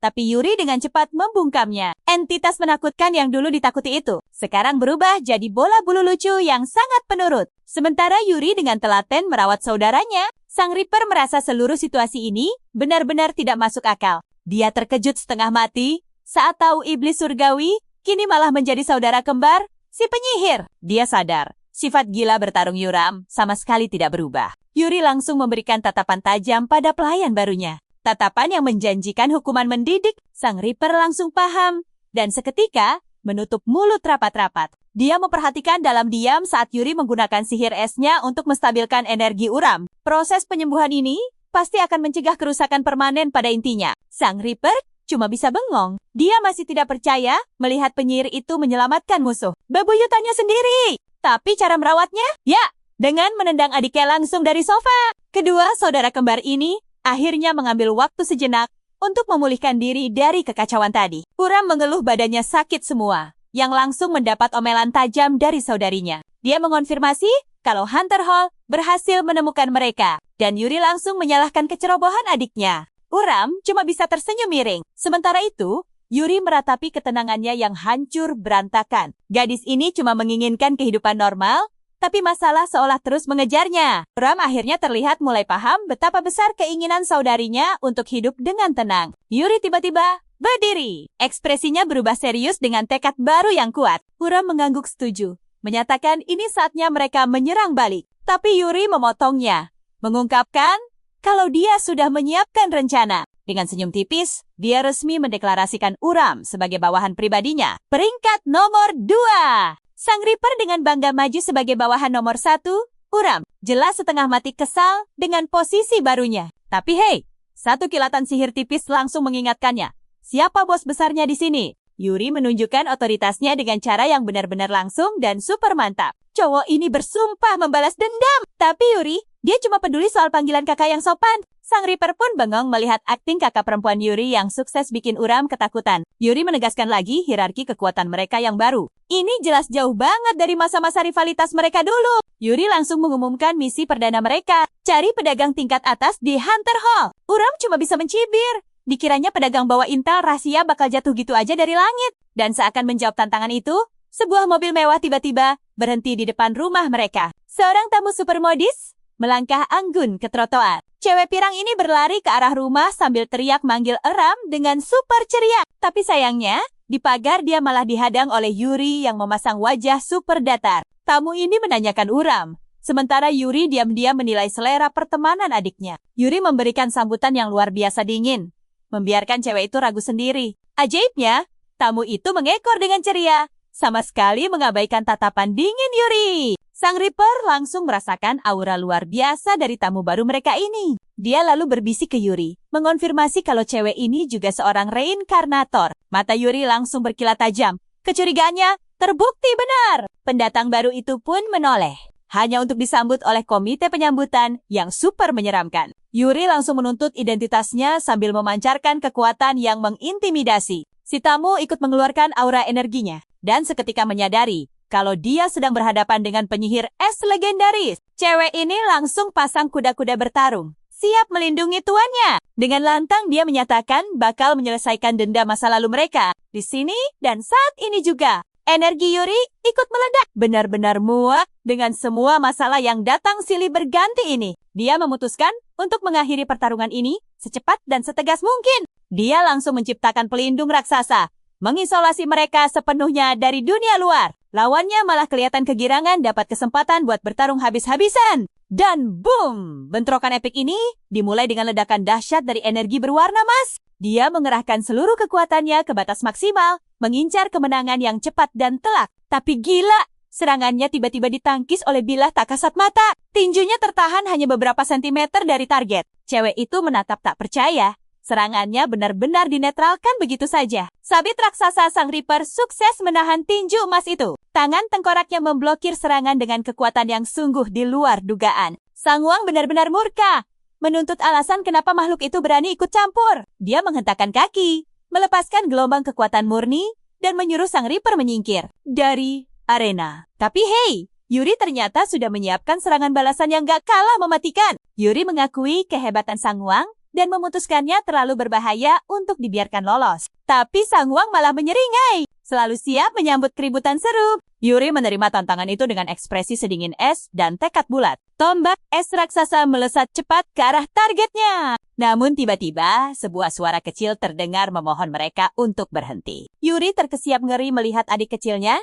Juna, mendadak muncul di sana. Gadis kecil itu kini terjebak tepat di tengah lintasan dua serangan mematikan tersebut. Sang Wang syok berat melihat kemunculan anak itu. Sementara Yuri dengan panik berusaha menarik kembali sihirnya sambil meneriakkan nama Juna sekeras mungkin. Pelindung itu hancur berkeping-keping dan pertarungan magis itu berakhir seketika. Tak lama kemudian, Uram pulang ke rumah.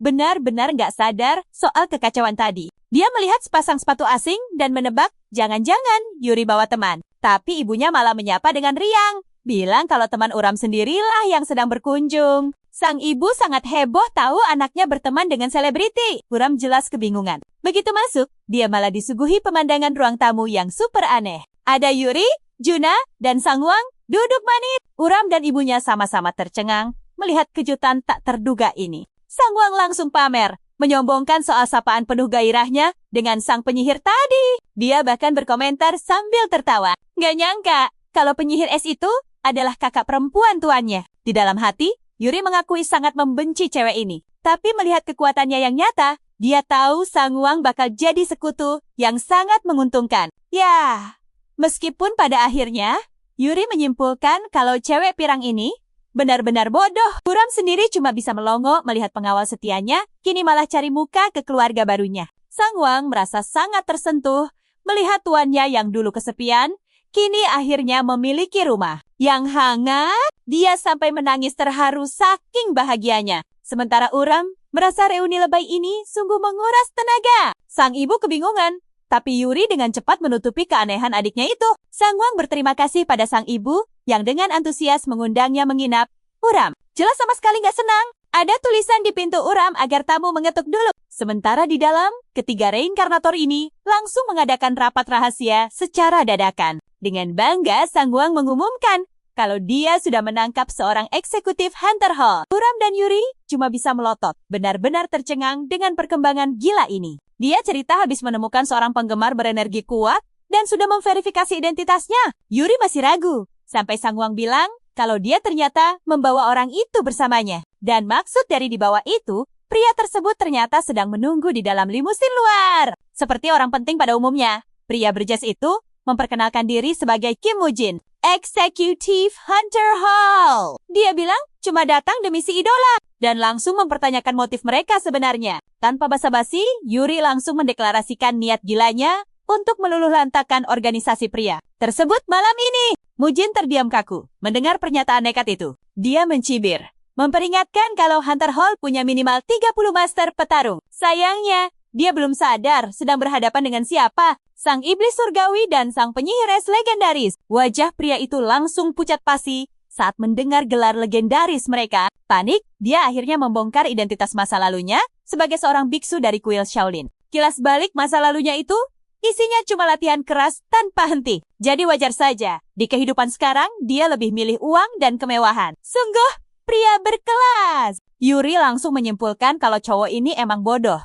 Tapi ya, setidaknya dia jujur. Mujin juga mengakui kalau Hunter Hall ini mulai jadi masalah besar buatnya. Organisasi itu terus memeras uang dan memperlakukannya kayak pesuruh. Jadi, dia pun menawarkan sebuah kesepakatan jitu. Hancurkan Hunter Hall, dan dia bakal jadi sekutu mereka. Yuri setuju, tapi dengan syarat, berikan semua informasi rahasia yang dia punya. Dia menjelaskan jaringan kriminal raksasa yang bersembunyi di balik nama sebuah perusahaan. Target mereka kini sudah jelas, perusahaan dagang yang ternyata adalah markas utamanya. Uram sih udah gatal mau langsung nerobos masuk, tapi Yuri menahannya. Dia menjelaskan kalau serangan dari depan itu terlalu berbahaya. Mereka butuh taktik diam-diam. Mujin setuju. Lalu menambahkan, kalau mereka juga harus menghindari korban dari warga sipil. Dia membocorkan satu kesempatan emas, rapat dewan yang akan dihadiri semua petinggi. Beberapa hari kemudian, mereka akhirnya tiba di depan markas Hunter Hall. Uram dan Yuri berdiri menatap gedung pencakar langit itu, siap untuk menyelesaikan semuanya. Uram udah siap melibas semuanya sekaligus, tapi Yuri bersikeras harus pakai cara halus, dan dimulai dari kamera pengawas. Lalu, kilatan energi biru langsung melumpuhkan perangkat keamanan pertama di sana. Dia mematikan semua sistem pengawasan dengan sangat hati-hati. Saat mereka mendekat, mereka berhasil sampai di pintu masuk benteng perusahaan itu. Tapi aksi penyusupan ini tiba-tiba harus terhenti karena ada panggilan telepon. Ibu mereka minta tolong Yuri buat jagain Juna selama 1 jam saja. Yuri menutup teleponnya, agak sebal dengan tugas harian ini. Dia pun menyuruh Uram untuk diam dan menunggu sampai dia kembali. Cowok itu sih mengangguk.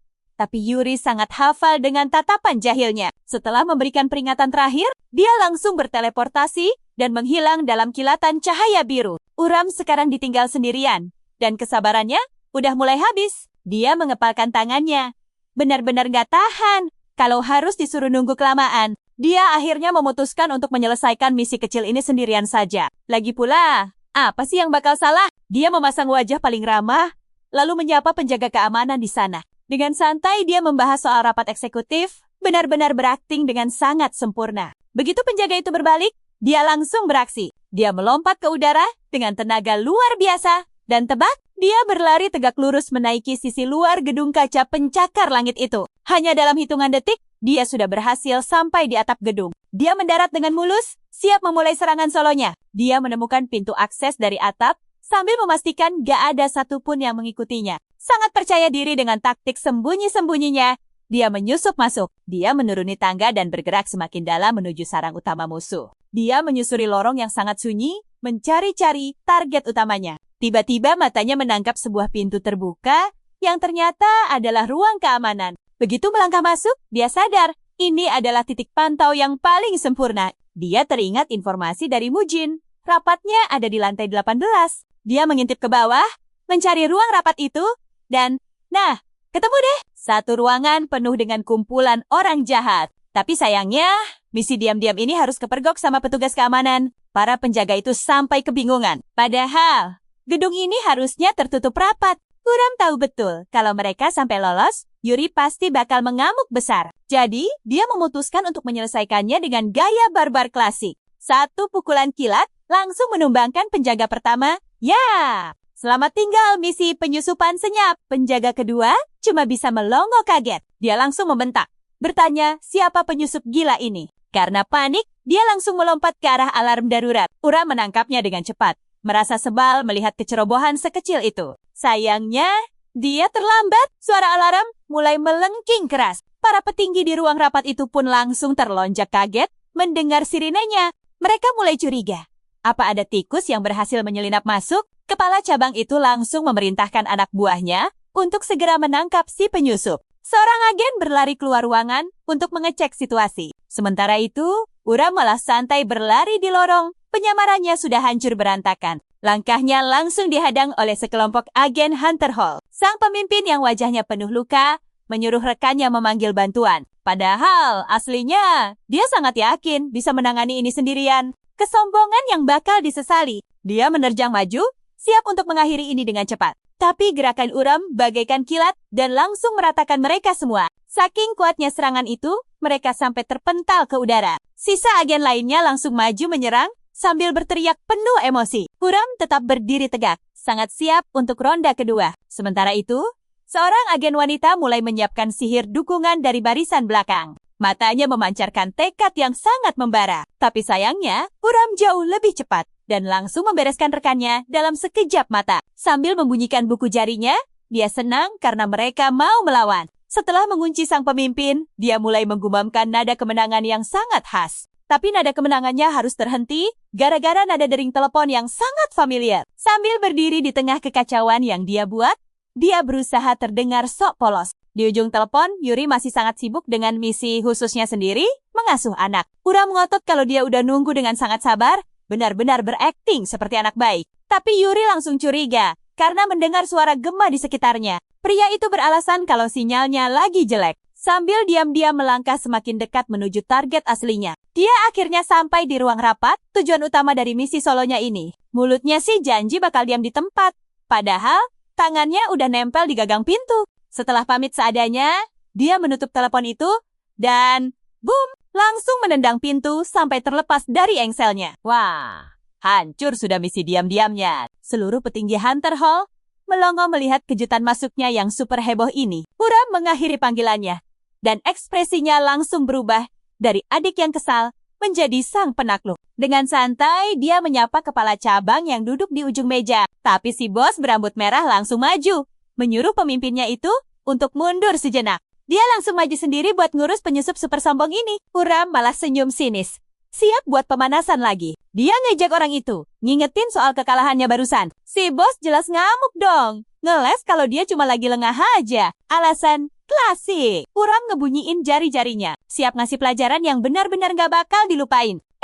Tapi ketua cabang punya rencana lain nih. Dia ngelarang anak buahnya buat ikut campur urusan temannya. Bos berambut merah itu cuma bisa melongo. Bingung, 1000 keliling lihatnya. Sang ketua cabang melangkah maju. Auranya mendadak jadi tenang banget. Dia minta maaf secara formal atas kesalahan anak buahnya tadi. Tapi Huram gak gampang ketipu. Dia tahu masalah ini gak selesai cuma dengan maaf. Dia nunjukin para agen kalah yang minta maaf atas kegagalannya. Sang ketua menyuruh mereka berdiri, menunjukkan belas kasihan yang sangat mengejutkan kita. Dia ngaku kalau kekuatan Huram emang jauh di atas mereka. Dia tersenyum, akhirnya mengakui kehebatan sang penyusup ini. Dia tahu Huram adalah orang yang ngalahin petarung nomor 2 mereka, guys. Dia tersenyum, akhirnya sadar seberapa gila kekuatan penyusup ini. Ketua cabang itu ngejelasin kalau Gai adalah teman dari kehidupan masa lalunya. Master roh yang cukup kuat buat ngelawan naga. Huram langsung paham, itu anak yang dilawan adiknya kemarin. Dia pun nanya, apa ini murni soal aksi balas dendam? Ketua cabang nyuruh dia sabar dikit, terus mulai pidato yang kayaknya udah disiapin banget. Dia nanya, apa Huram pernah kepikiran kenapa semua makhluk terkuat pada bereinkarnasi di sini? Dia lalu nyindir tajam ke arah anak buahnya sendiri nih. Nyebut ada yang cacat bisa lolos. Dengan gaya dramatis, dia pun membongkar teori gila miliknya tentang fenomena aneh ini. Dia yakin dunia ini cuma panggung turnamen suci. Siapapun yang bisa ngalahin semua reinkarnator lain bakal naik takhta, jadi dewa ruang dan waktu. Yang baru. Ya, itu baru teorinya aja sih. Dia ngulurin tangan, nawarin Huram posisi spesial di dalam rencana besarnya ini. Dia janji kalau dia naik level, Huram pantas berdiri di sampingnya. Dia meremehkan temannya yang kalah. Bilang kalau Gai emang udah mentok di batas kemampuannya. Tapi dia ngotot, Huram punya kualitas pas banget buat jadi tangan kanannya. Huram ngepalin tangannya, sama sekali nggak terkesan sama tawaran basi itu. Matanya menyipit. Dia udah sering banget dengar omongan begini. Dia sadar selama hidupnya, orang yang ngaku-ngaku dewa itu gak ada yang waras. Terus dia tegasin kalau dia pantang tunduk sama orang yang lebih lemah darinya. Saat energi iblisnya mulai meledak, ketua cabang itu menghela napas. Sadar kalau omongan doang gak bakal mempan. Kekuatan emasnya pun ikut meledak. Sambil bilang kalau bakat butuh kerja keras. Dia maju selangkah, siap ngasih unjuk gigi secara langsung. Dia bakal nunjukin alasan mutlak kenapa Huram harus gabung dengannya. Huram ladenin tantangan itu. Energi merahnya berputar kencang, bersiap buat ngasih serangan telak. Sang ketua cabang malah tersenyum. Benar-benar yakin banget sama takdir sucinya. Dua kekuatan beda kubu, merah dan emas, siap buat saling berbenturan. Tinju Huram udah dilapisi kekuatan iblis pekat, benar-benar siap buat ngakhirin semua ini. Ketua cabang itu menatap tajam. Aura emasnya meledak sebagai balasan. Keduanya berdiri saling berhadapan. Kekuatan mereka berderak hebat, bikin udara di sekitar bergetar. Uram melihat tangannya yang terluka dan malah ngasih permintaan maaf dadakan. Ketua cabang itu senyum sinis. Mau nerima, asalkan Uram mau sujud. Ide yang sangat amat buruk. Uram malah nyengir. Ngaku kalau dia emang salah. Ini kayaknya bakal seru. Uram, langsung lepasin tinju pertama. Energi iblisnya meledak liar.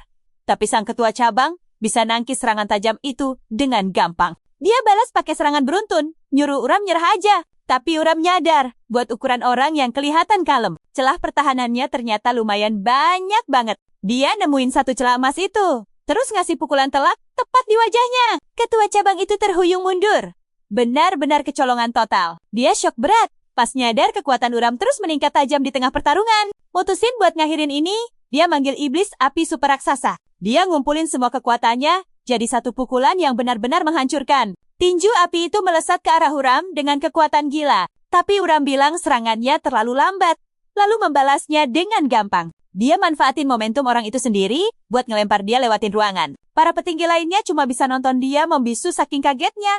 Uram nawarin pelajaran spesial soal seni suci, iblis surgawi tingkat tinggi. Mata ketua cabang terbelalak kaget.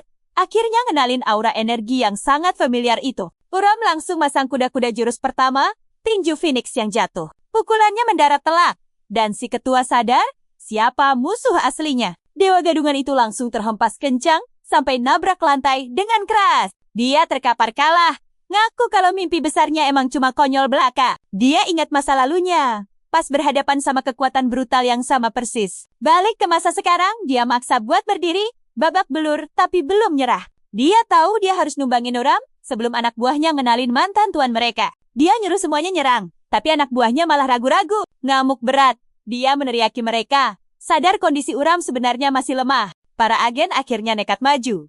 Sadar ini satu-satunya peluang emas. Uram gejek dia karena ngumpet di balik anak buahnya dan nyiapin jurus keempat. Tapi beban di tubuhnya udah mulai kerasa terlalu berat buat ditahan. Dia nyadar luka dalamnya dari pertarungan lawan Reaper ternyata belum sembuh. Dia nangkis gada besar dan benturannya langsung mengguncang tubuhnya yang emang udah rentan. Buat pertama kalinya, Uram sadar kalau posisinya sekarang beneran lagi bahaya. Sementara di rumah, Yuri lagi dapet jatah jaga anak, kelihatan gak semangat sama sekali. Yuri udah feeling, adiknya pasti bikin ulah. Siap-siap deh, ceramah panjang bakal dimulai. Suasana rumah yang tenang ini bakal segera jadi medan perang. Cincinnya tiba-tiba menyala. Fix, si Uram nekat maju sendirian. Dasar keras kepala.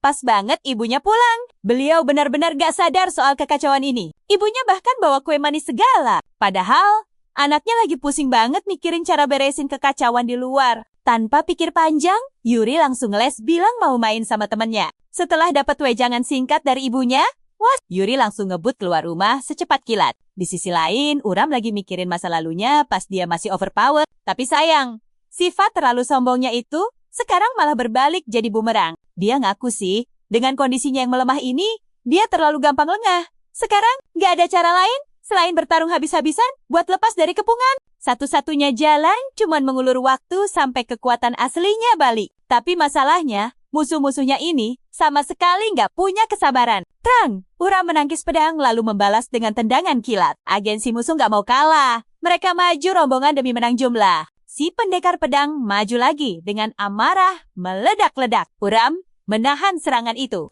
Tubuhnya gemetar menahan tekanan seberat itu. Tapi, biarpun terluka, dia teriak kalau mereka semua tuh cuma kroco murahan. Boom! Satu injakan kakinya langsung bikin tanah bergetar hebat. Tapi realita berkata lain.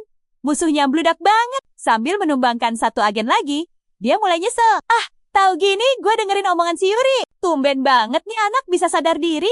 Dikelilingi musuh yang udah tumbang, dia langsung nantangin si bos cabang buat buy one. Si bos malah ketawa ngeledek. Dia langsung nyuruh anak buahnya nyerang terus. Sisa agen yang ada langsung maju ngasih serangan penutup. Uram pasang kuda-kuda, energi iblisnya meledak keluar demi satu pertarungan terakhir yang brutal. Tapi tiba-tiba, gelombang es raksasa membekukan ruangan. Serangan musuh langsung terhenti total. Yuri muncul dari belakang. Dia ngomel nanyain, kenapa adiknya nekat nggak nunggu. Uram yang kewalahan malah ngeles dan nyalahin luka dalamnya. Kakaknya nyuruh dia beresin sisanya, kekuatan esnya udah siap jadi backup. Uram langsung ngerasain tenaganya melonjak gila-gilaan. Menyerap sisa kekuatan dari para musuh yang udah tumbang. Sambil tersenyum sinis, Uram bilang pemanasannya baru kelar. Yuri pun merapal sihirnya dengan tatapan mata yang super dingin dan tajam. Duet kakak beradik ini berubah jadi badai merah dan biru yang menghancurkan segalanya. Si bos cuma bisa melongo ngelihat pasukannya disapu bersih. Dan sekarang,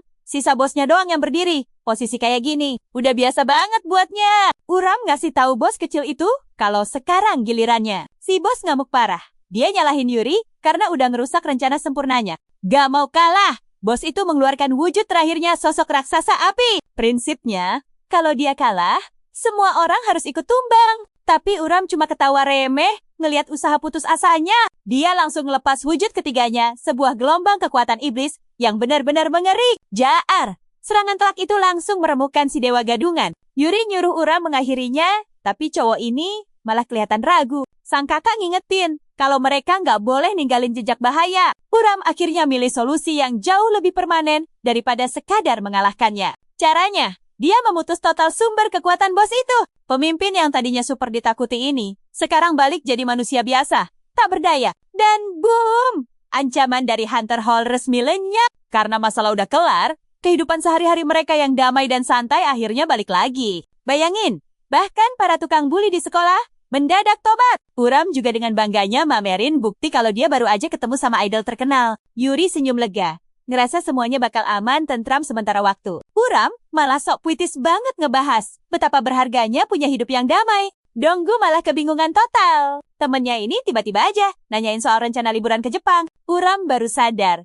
ini bakal jadi karya wisata pertamanya di kehidupan yang baru. Gak kerasa, Hari tiba, para murid asyik duduk manis di pesawat menuju ke negara Jepang. Begitu mendarat di Osaka, mereka semangat banget buat jalan-jalan. Uram pun ngaku, ternyata liburan ini jauh lebih seru dari ekspektasi awalnya. Kapan lagi coba mantan Raja Iblis ngerasain hidup normal? Donggu lalu motret kakak beradik itu. Yuri kelihatan girang banget seperti biasanya. Mereka asyik mampir buat nyobain jajanan kaki lima. Donggu sampai melongo kagum denger Uram ngomong bahasa Jepang super lancar. Padahal itu efek sihir Yuri loh. Tapi sayangnya, acara jalan-jalan mereka kepotong gara-gara Donggu mendadak kebelet nyari toilet. Yuri ngasih tahu arahnya dan mereka janji bakal ketemuan lagi. Nah, di tempat lain, sebuah mobil hitam misterius berhenti tepat di depan kuil tradisional. Pria berjas turun dengan wajah super tegang, lalu disambut sama kakek tua berjubah. Tanpa banyak omong, tamu misterius itu langsung diarahkan masuk ke dalam ruangan rahasia. Di sana, dia nerima dokumen berisi data target. Misinya cuma satu, bereskan target tanpa suara dan jejak. Di ruangan lain, pemimpin berwajah baret ngasih instruksi. Dia memastikan sang eksekutor berkerudung udah nerima tugas super berbahaya itu. Misi ini gak boleh ada celah kesalahan sedikit pun. Sang asasan mengangguk paham, lalu menghilang di balik bayangan. Sementara itu, Uram lagi kena masalah navigasi nih. Dia nyasar total di jalanan kota. Tiba-tiba ada aura jahat pekat yang bikin instingnya merinding. Tatapannya langsung tertuju ke gedung terdekat. Karena penasaran sama energi aneh itu, instingnya nuntun dia masuk ke gang sempit. Hawa di tempat ini benar-benar beda dan mencek. Dengan tatapan serius, Uram nekat buat menyelidiki. Dan tebak apa? Dia nemuin adegan menegangkan antara asasan misterius dan targetnya. Pria dari kuil itu terkapar. Misinya gagal total. Sang ninja bersiap melenyapkan semua jejak, tapi tunggu dulu. Dia berhenti. Seseorang sedang mengawasinya. Uram menendang pintu di dekat situ sampai jebol. Pintu masuk yang benar-benar epik. Dia mendarat dengan mantap, siap menghadapi si pelaku. Tapi, wow, dia malah melongo melihat situasi di depannya. Si pembunuh juga sama kagetnya, menyadari Uram adalah reinkarnator lain. Sementara itu, rombongan wisata sekolah bersiap berangkat tanpanya. Donku celingukan ke sana kemari, benar-benar panik mencari temannya yang hilang. Guru menyuruhnya segera naik ke bus sebelum berangkat. Kembali ke gang tadi, si pembunuh membentak, menuntut siapa yang mengirim Uram. Uram berlagak santai, mengaku cuma warga biasa yang peduli. Tanpa babi bu, lawannya itu langsung menerjang maju. Dia bersumpah, semua saksi mata harus dilenyapkan. Uram menghindar dengan mulus, sadar kalau negosiasi sudah resmi ditutup. Waktunya pakai cara komunikasi yang lebih keras. Bam! Satu pukulan telak bikin si pembunuh bayaran terbang melintasi ruangan. Benturannya bikin debu dan puing-puing berjatuhan dari langit-langit. Uram tersenyum sinis. Bertanya, apa dia sudah siap ngobrol baik-baik sekarang? Si pembunuh susah payah berdiri, jelas kalah kelas. Dalam langkah putus asa, dia melepaskan hujan shuriken bertubi-tubi. Uram sempat kaget dengan serangan balik itu. Tapi, Dia menghindari semua proyektil itu dengan sangat santai, bak sedang menari. Lawannya kehabisan waktu, misinya hancur berantakan. Uram menangkis pedangnya dengan enteng, mengejek serangannya yang terlalu gampang ditebak. Si pembunuh menciptakan jarak lewat satu hentakan kuat, lalu kabur kilat lewat jendela di dekat situ. Uram menyeringai. Setidaknya orang ini tahu kapan harus mundur. Dia pikir kejar-kejaran sedikit sepertinya bakal seru. Si pembunuh melompat dari atap ke atap, sengaja membiarkan dirinya dikejar. Dia menghubungi aliansinya, berniat memancing Uram masuk ke dalam jebakan. Uram tiba di sebuah rumah tradisional, cukup kagum dengan kecepatan larinya. Tanpa ragu, dia mengikuti jejak yang sengaja ditinggalkan lawannya itu. Sempat terlintas di pikirannya soal omelan guru di sekolah nanti. Dia mengamati sekeliling, menyadari dekorasi iblis yang aneh di tempat itu. Sang mantan iblis surgawi berdiri tegak di tengah halaman, merasakan keheningan yang mencekam dan janggal ini. Dia menengadah, menantang mereka semua untuk keluar. Dan boom! Puluhan pembunuh bayaran melompat turun dari atap, mengepungnya rapat. Pemimpin mereka maju selangkah, bertanya dari faksi mana dia berasal. Uram cuma menyeringai, menolak menjawab supaya mereka nggak lari ketakutan. Si bos meremehkannya sebagai pemula dan langsung memberi perintah serang. Para prajurit bertopeng itu menerjang maju, siap mengeroyoknya habis-habisan. Uram menerima tantangan itu, siap menyelesaikannya dengan adu jotos. Dia berdiri tegar saat badai pedang mulai menghujaninya. Dua penyerang melompat ke udara untuk serangan kombinasi mematikan. Energi iblisnya langsung meledak. Wah, ini bakal benar-benar gila. Pilihan liburan yang benar-benar kacau kan? Kembali ke hotel, rombongan sekolah terpaksa lanjut jalan tanpanya. Yuri kesal setengah mati karena kakaknya menghilang dan gak angkat telepon. Dia menatap cincinnya yang kini bersinar merah menyala, memberikan peringatan. Dia bilang ke Donku kalau kakaknya ada di dekat sini dan akan dia jemput. Dengan alasan kilat, dia bergegas keluar. Yuri meratapi waktu santainya yang hancur saat cincin itu membuka portal. Di sisi lain, Uram sudah berubah jadi badai energi merah yang mengamuk. Sebuah senjata rantai melesat di udara, mengincar untuk mengikatnya. Tapi dengan santainya dia menangkap rantai itu di udara, lalu melilitkannya tepat di lengannya sendiri. Dua penyerang melihat celah dan langsung masuk untuk menghabisi. Si bos berteriak kalau semangat hebat, mereka cuma akan sampai di sini. Tangan Uram terluka saat dia mencengkeram rantai itu kuat-kuat. Dia pakai rantai itu sebagai senjata untuk melumpuhkan mereka. Pasukan bayaran itu sampai syok melihat serangan balik yang mustahil ini. Uram mencambuk rantai itu, menerbangkan semua lawannya. Sang pemimpin melongo. Nggak percaya targetnya bisa lolos dari jebakan semudah ini. Tanpa pikir panjang, dia menyuruh sisa pasukannya untuk terus menyerang tanpa henti. Uram memutuskan sesi pemanasannya selesai. Dia bersiap menggunakan bentuk kedua dari seni Dewa Iblis Surgawi. Boom! Pusaran energi iblis meledak dahsyat, menelan seluruh halaman. Bos mereka gemetar kaget mengenali teknik legendaris itu. Dia akhirnya sadar kalau sang iblis surgawi telah bereinkarnasi. Uram menatapnya tajam, bertanya apa dia cuma mau berdiri bengong di sana. Pria itu menegaskan dia nggak akan sudi cuma jadi penonton. Dia mencabut pedangnya, siap menguji kekuatan baru dari mantan masternya. Kesombongan Uram yang khas mengonfirmasi kalau mereka pernah bertemu sebelumnya. Jagoan kita cuma menyeringai lebar. Energi iblisnya semakin berkobar. Uram bilang dia sudah menaklukkan terlalu banyak orang untuk mengingat semuanya. Pria berjubah itu mengambil satu langkah maju yang sangat mantap. Dia melompat tinggi, siap membuktikan apakah legenda itu masih nyata. Namun, kilatan cahaya biru tiba-tiba muncul. Yuri mendarat di halaman. Terlihat benar-benar kebingungan. Dia celingukan, bertanya-tanya kenapa portalnya malah membuangnya di kuil antah berantah. Dia bersumpah bakal memberi pelajaran ke kakaknya karena memaksanya datang sejauh ini. Drama saudara biasa kan? Tapi dia terdiam, merasakan ruang di sekitarnya terdistorsi. Yuri baru sadar kalau Uram terjebak di dalam dimensi aneh ini. Raut wajahnya langsung berubah dingin, dipenuhi tekad bertarung yang khas. Sesosok raksasa muncul di belakangnya, menyuruhnya pergi. Matanya menyala merah terang, mengancam akan melenyapkan semua penyusup tanpa sisa. Yuri merutuki dirinya karena terlalu ceroboh dan lengah. Don't was!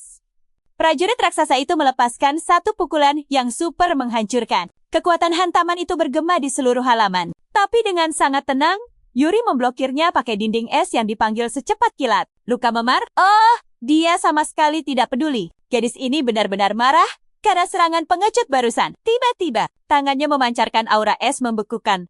Berani menyentuhnya? Bersiaplah menerima akibatnya. Boom! Gelombang es raksasa seketika meledak dari dalam tanah. Sambil menatap tajam, dia berseru berani mengacaukan wisata. Sekolahnya, jangan harap dimaafkan. Titik.